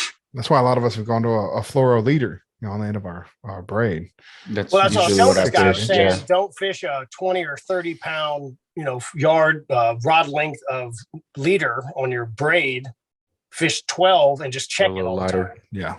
because the corky might jump a little bit different. It could be 4 more fish, or it could be the right one. Yeah. Right. Mhm. I caught million trout in the old days when I didn't know any better on 12-pound Trilene XT. I didn't fish a leader. We just checked Fun it. big game, the green. Or a big game, right? It didn't matter, but we didn't know. And I caught some great big trout. I caught a 29 in Baffin on that. And when I was 20 years old, 15 years old, I didn't fish a leader, like a bite guard is what I call it, heavier something to keep them from destroying it. Right. That's what it is. And I never fished a leader on mono, and we caught some huge trout in the surf, top waters, everything. And we just kept checking our line. You get one in, it gets damaged. You cut it off, you tie, and you fire it back out there. Pretty practical way to do it. I caught the first time we went with Ernest, which was October, I think. I said, I want to catch a snook. He said, okay, well, the good thing about snook. Me too. Yeah, right. They're badass, right? I've never caught a snook. And the fishery down there in Brownsville is legit. There's some big snook, and he catches 35s on top water in the summertime. That's a 16-pound fish, right? So, yeah, if you want to go, let's go. I'm serious. That's awesome. So he said, okay, well, the good thing about snook is they're tidal feeders. So we'll fish the tide and we'll go trout fishing. I said, okay, great. That sounds great, right? It's not an all-day deal. So we pulled up to this spots in the ditch. We're fishing in the ship channel. They're structure oriented. It's very much like bass fishing. They round rocks and they set up on stuff. And I caught 230s back to back. And he said, you've got to fish 30-pound fluoro. If you don't have it, I've got it, because they damage the leader like nothing you've ever seen. And I said, fine, whatever. You're the guide. I don't know. So I put 30-pound leader on. The first one I caught jumped 4 times. It was hooked on a jig with a Kelly Wiggler on it, and he damaged the leader 16 inches from the bait. Wow! I mean, there was a nick in the line 16 inches from the bait. He was shaking so hard and jumping, spinning, flipping, doing stuff. Oh, I want to catch one. That's so awesome. Oh, it was unbelievable, and I cannot wait to go in June. We're already booked with him to top water them, because they stay in the ditch in the winter, and then they move out into the flats. Do us all a favor and record that, please. Yeah, make it that. There's only one way for a 35-inch fish to go in 3 feet of water. Yeah. Right. Yeah. He's standing on his tail and dramatically up. Have you caught tarpon? Have you caught any tarpon? I've caught 2 tarpon. Yeah, I caught one I accidentally caught one on a shark bait, which was kind of boring. And then I caught one when I was probably 25. Post norther, classic September, late September, big norther, first big norther of the year came through. Bullet runs on, and I waded into probably 100 tarpon at about 30 miles down at the National Seashore. And I had a bass rod with a bass reel. I had 120 yards of 12-pound line. I walked back to the truck. I had 50 because I had shark rods. I tied a 50-pound leader in. That's all I had. I knew better than to throw 12 at them. And I put on a 2-inch Rapala, because I looked in the water and there was little tiny bait like this, and they were just going through them, just eating them. I mean, I was standing there. It was like a nature channel. There were so many tarpon. That's awesome. And I should have known better, because probably Hammerhead's going to go ripping through there and eat their ass. Safety first and all that, but whatever. So I'm looking for a tarpon to throw at, because the ones I'm looking at, they're right there, are too big. I mean, I'm like, there's no way I'm going to stop a 7-footer. There were some huge tarpon in there. So I see this little bat come out of the water. And mind you, there's 50 of them. And I fired Rapala over there, and a 6-footer comes out of the water. And I said, I'm dead. He takes about 100 yards of line, but he went up current. I'm running, and he's still pulling drag. And I ran and back and forth and back and forth. It took an hour. And I finally landed. It was 59 inches long. That's awesome.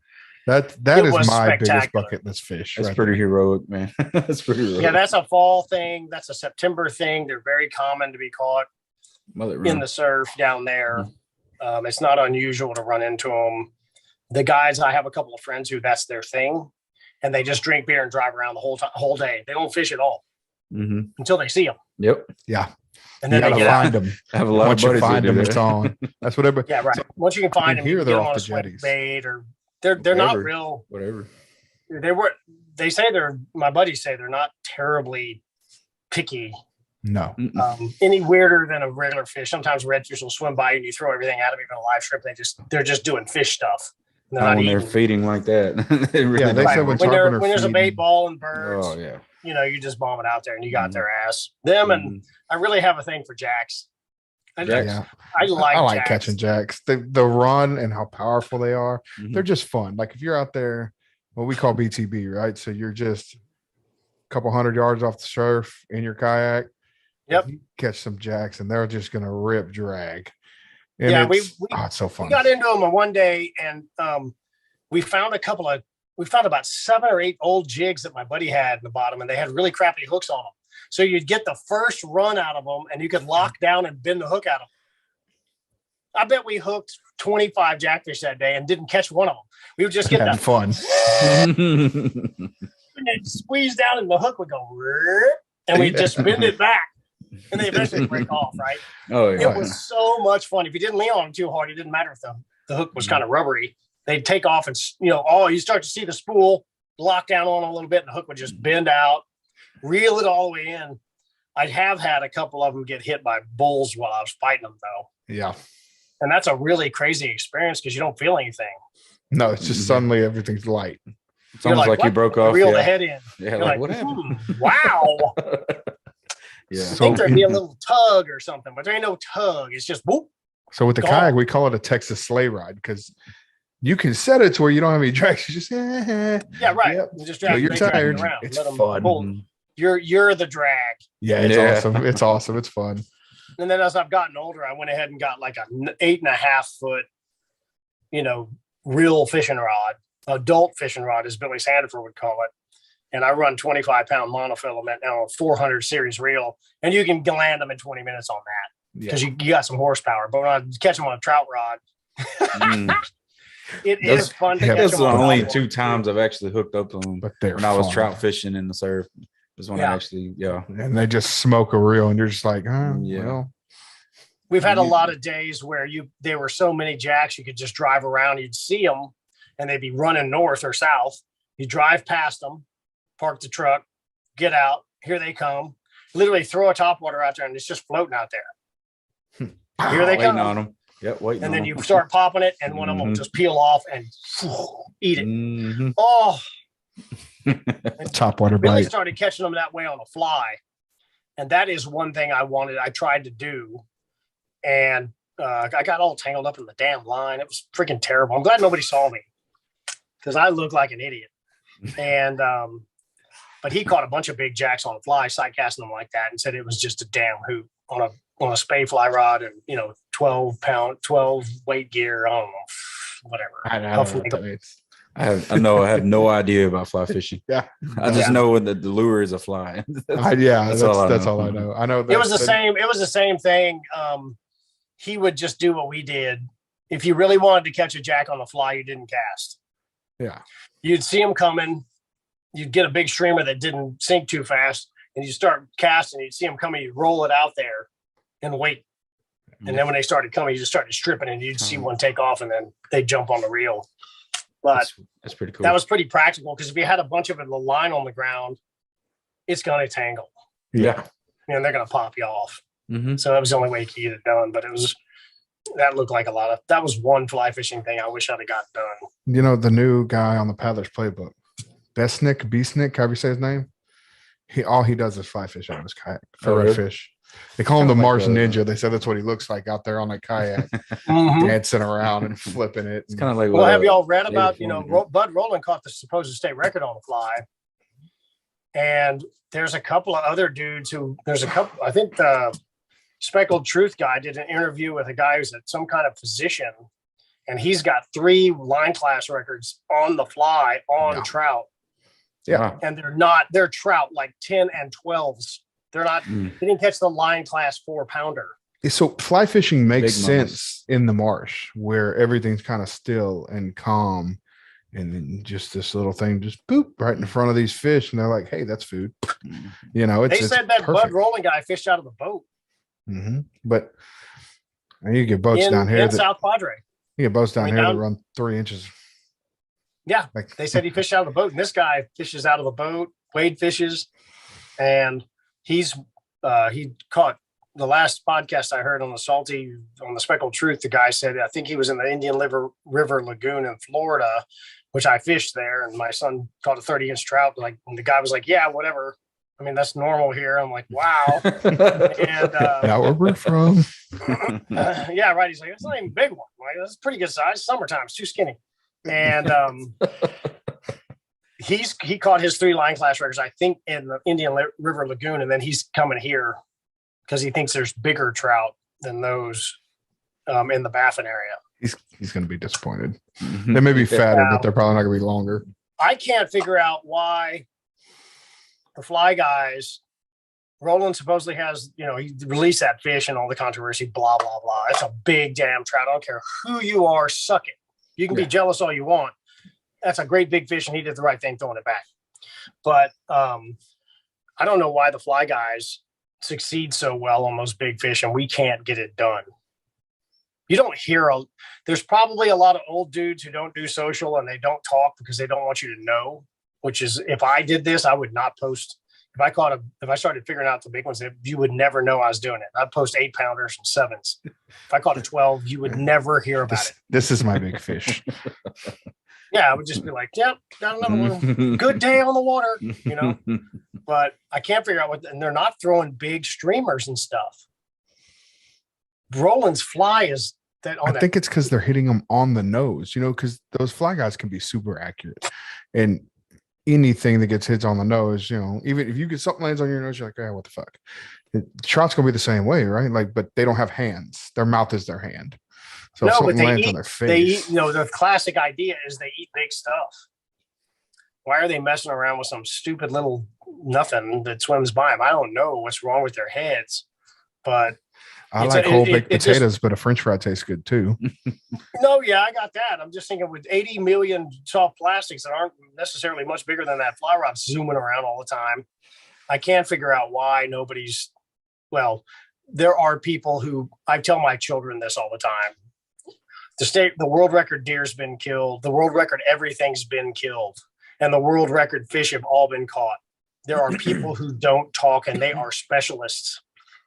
I've got a couple of friends of friends, one guy in New Mexico, and he works for the power company and clears all the lines and stuff. He spends hours and hours out west as part of his job.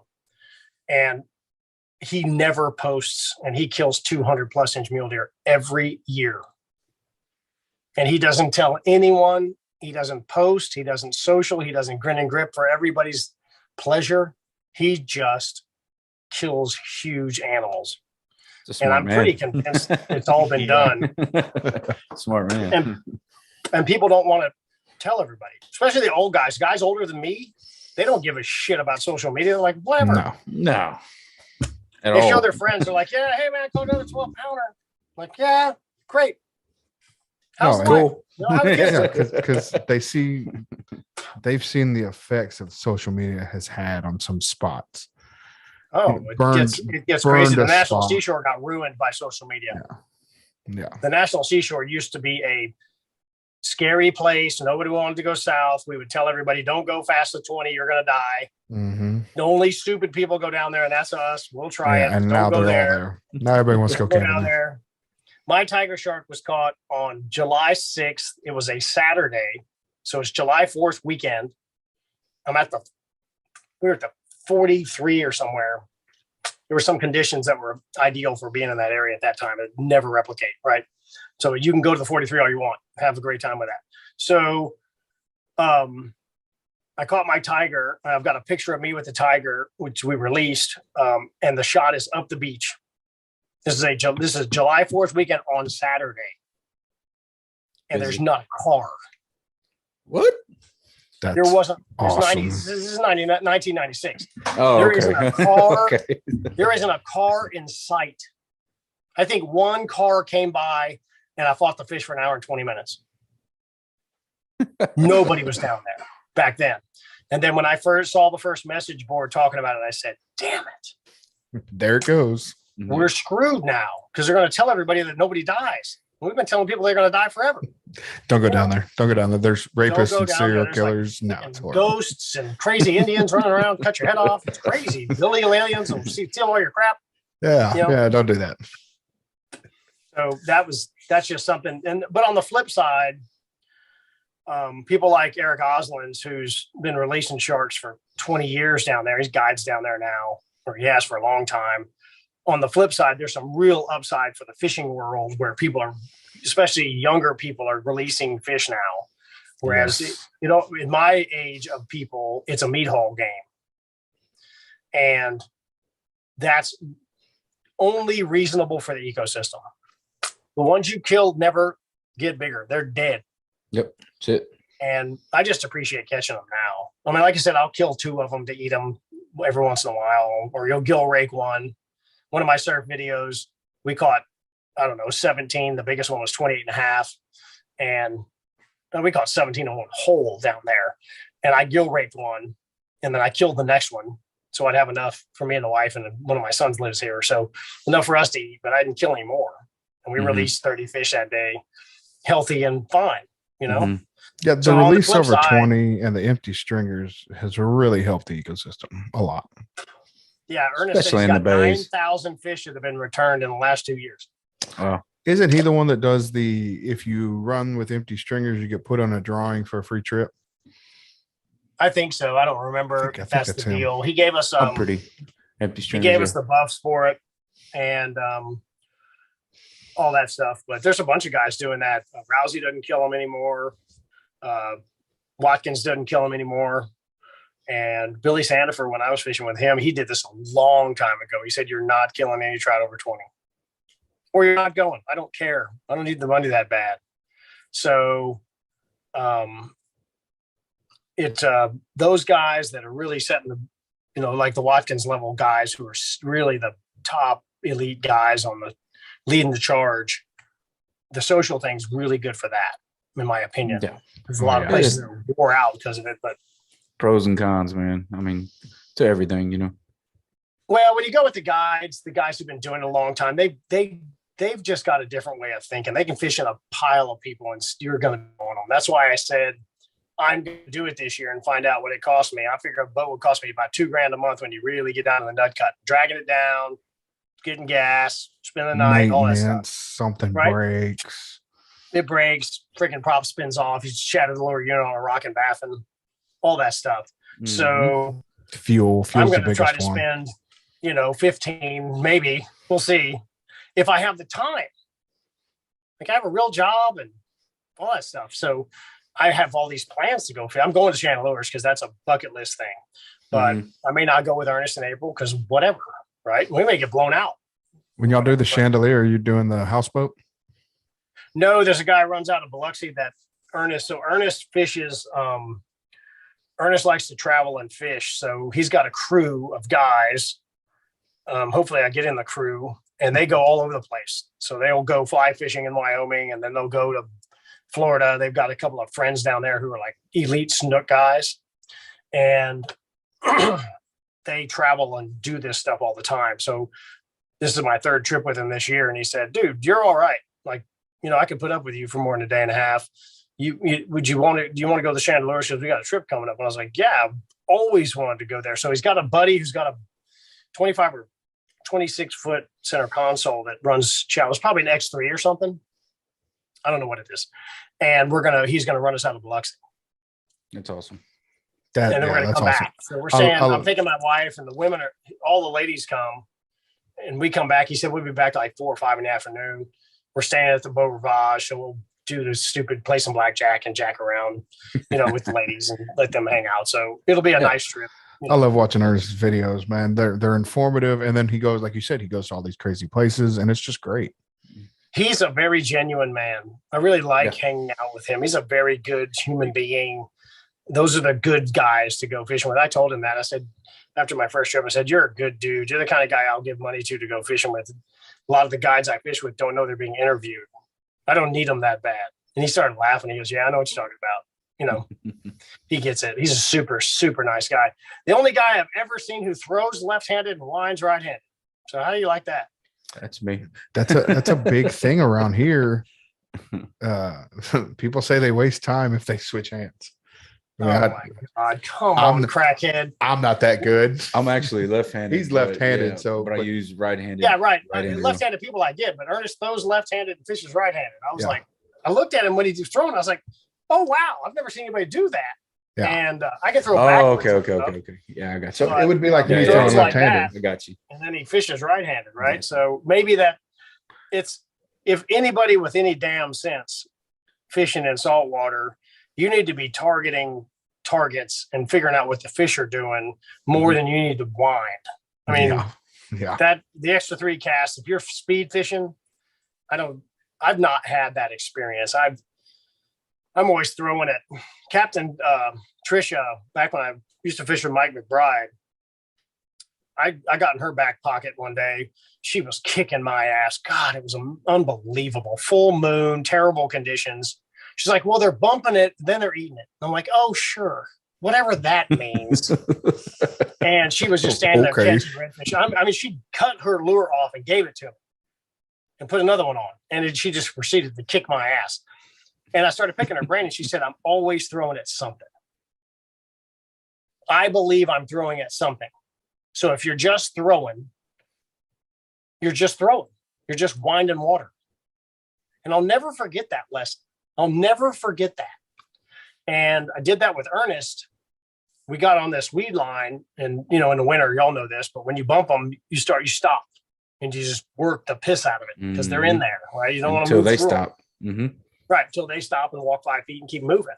And there was this big grass edge in front of me. It was beautiful. So I kind of oriented myself where I was in this comma, and I could throw to, and I just was every 6 feet with that corky.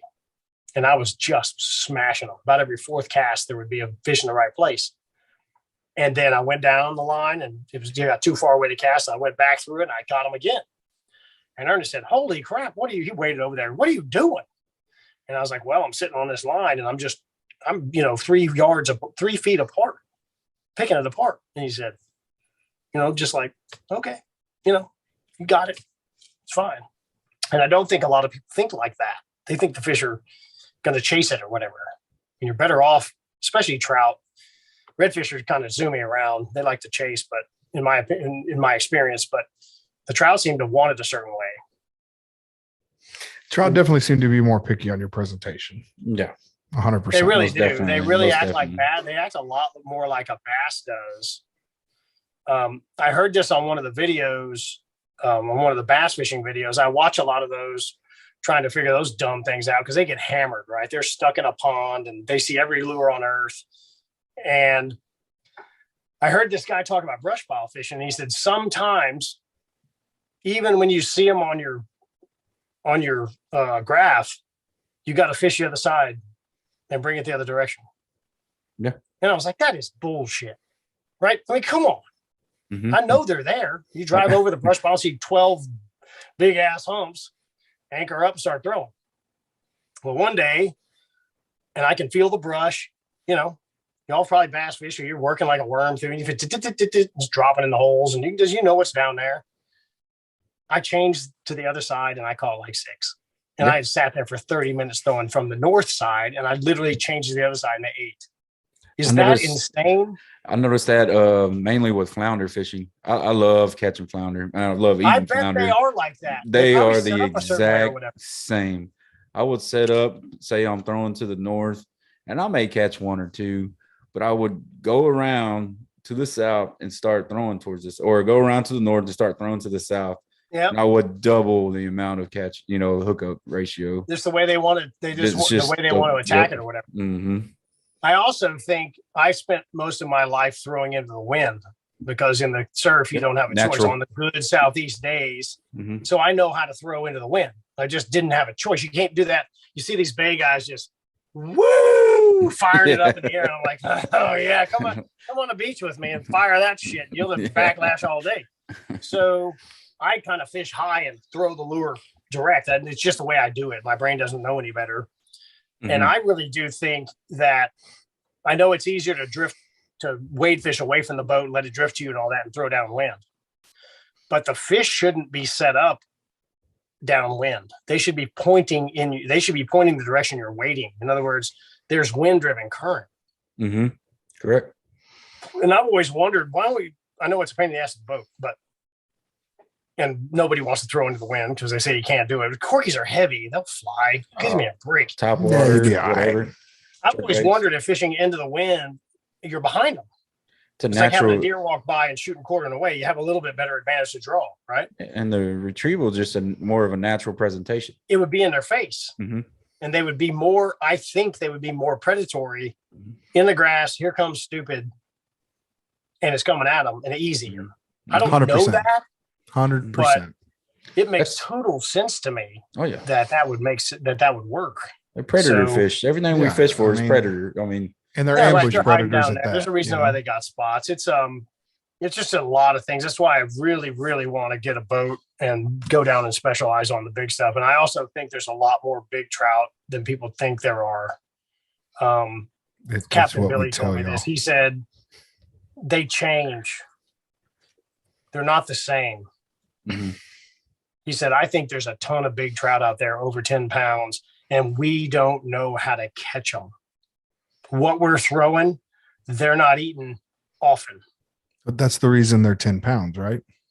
Right. He thinks they change the way they eat, the way they adapt, the way they do things, where they go. What they register. Oh, that's a corky. I'm not going to eat that. It's kind of like, the big boar hogs, just or literally not big enough. The big There's boar a bunch hogs of dudes in freshwater doing this in we talked about the swim bait thing earlier, kind of glanced off of it. But there's some dudes who just sell out and throw huge lures. Oh, monstrous pound of lures. And they catch some absolute giants out of lakes. Nobody knows they're there, So I'm I think Billy's right.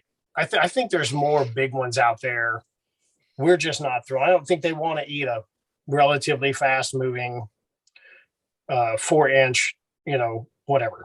Why do they want to work harder for less reward?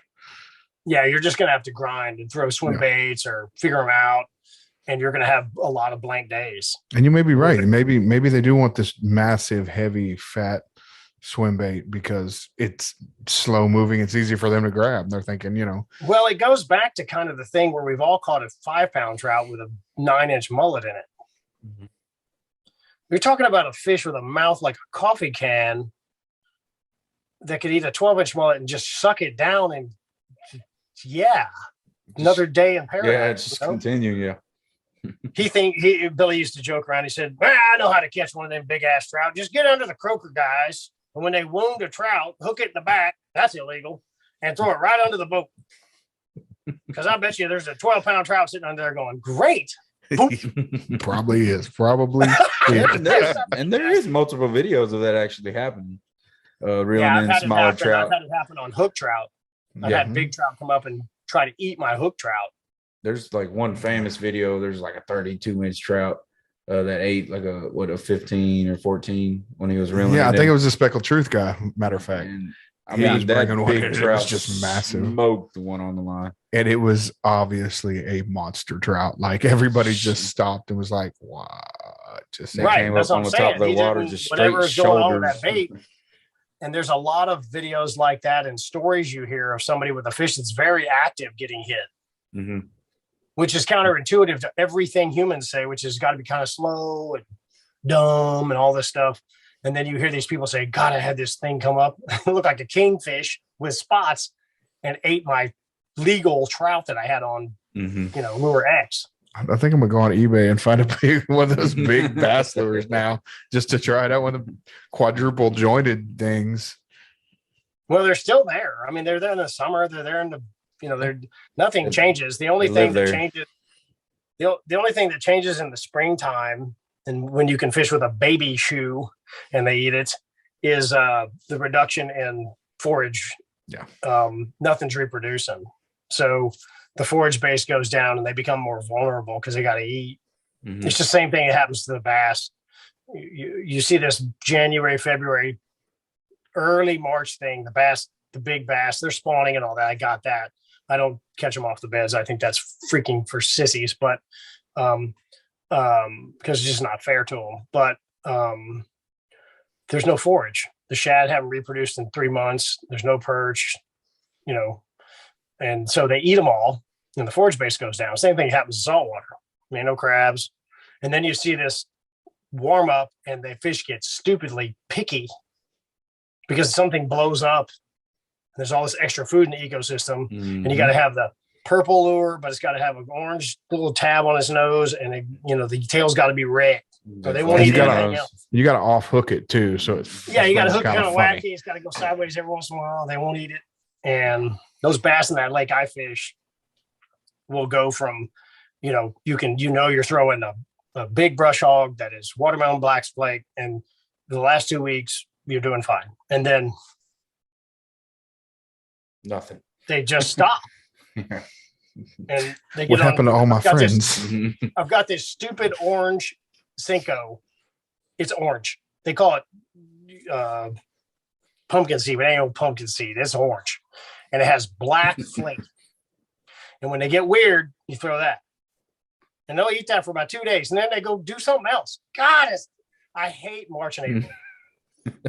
They just get stupid picky. It's just, and then when I figured, a friend of mine was out there one day, and she said, "You whacking them?" I said, "I ain't called a damn thing." He said, "Come get the orange worm."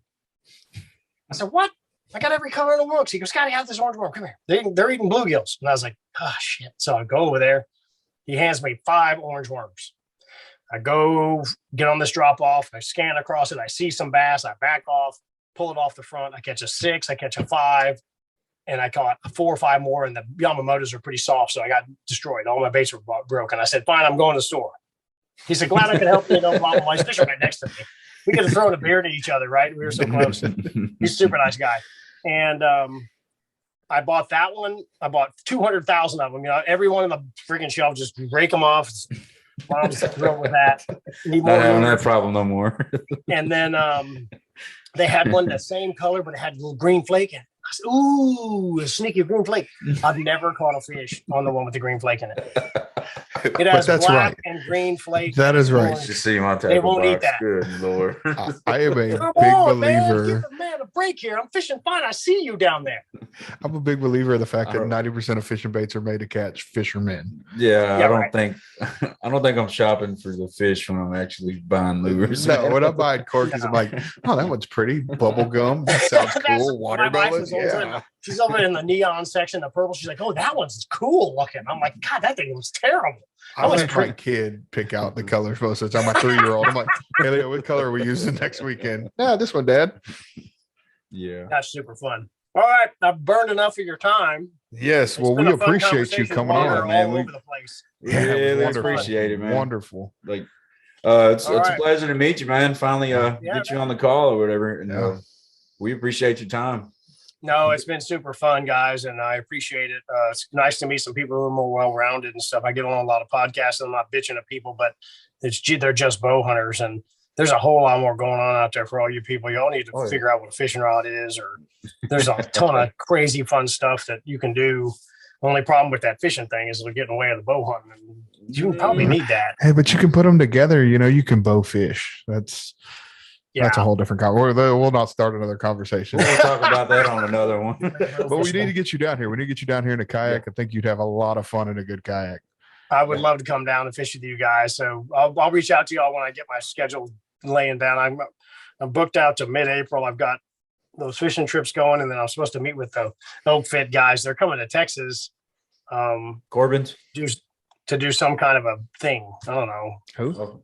Elk Shape? Elk Shape or Elk Fit, whatever they are. Dan Stanton. Oh, Dan. Some good folks over there. Oh, yeah. Those right. Yeah. So I think they're coming to Corbin's, right? Is it Corbin's Archery? I don't remember. I got to reach out to him. I've got his number. I guess just say when y'all coming, because they wanted me to come and yammer about long range stuff and show some of the graphing and all that stuff I've been doing, and we can talk about that. So that'll be good. That'll be a good one too. All right, guys. Well, have a good evening. I'm headed out nilgai hunting. I leave tomorrow at noon, and hopefully we find us a dumb nilgai stand in front of me about 25 yards. I'll smack it. Good luck, man. Yeah, we hope you get one. How you do, man? I'm sure everybody. You'll have a good evening. Thank you for having me on. I really you too. Hey, we appreciate you. Have a great day. You too.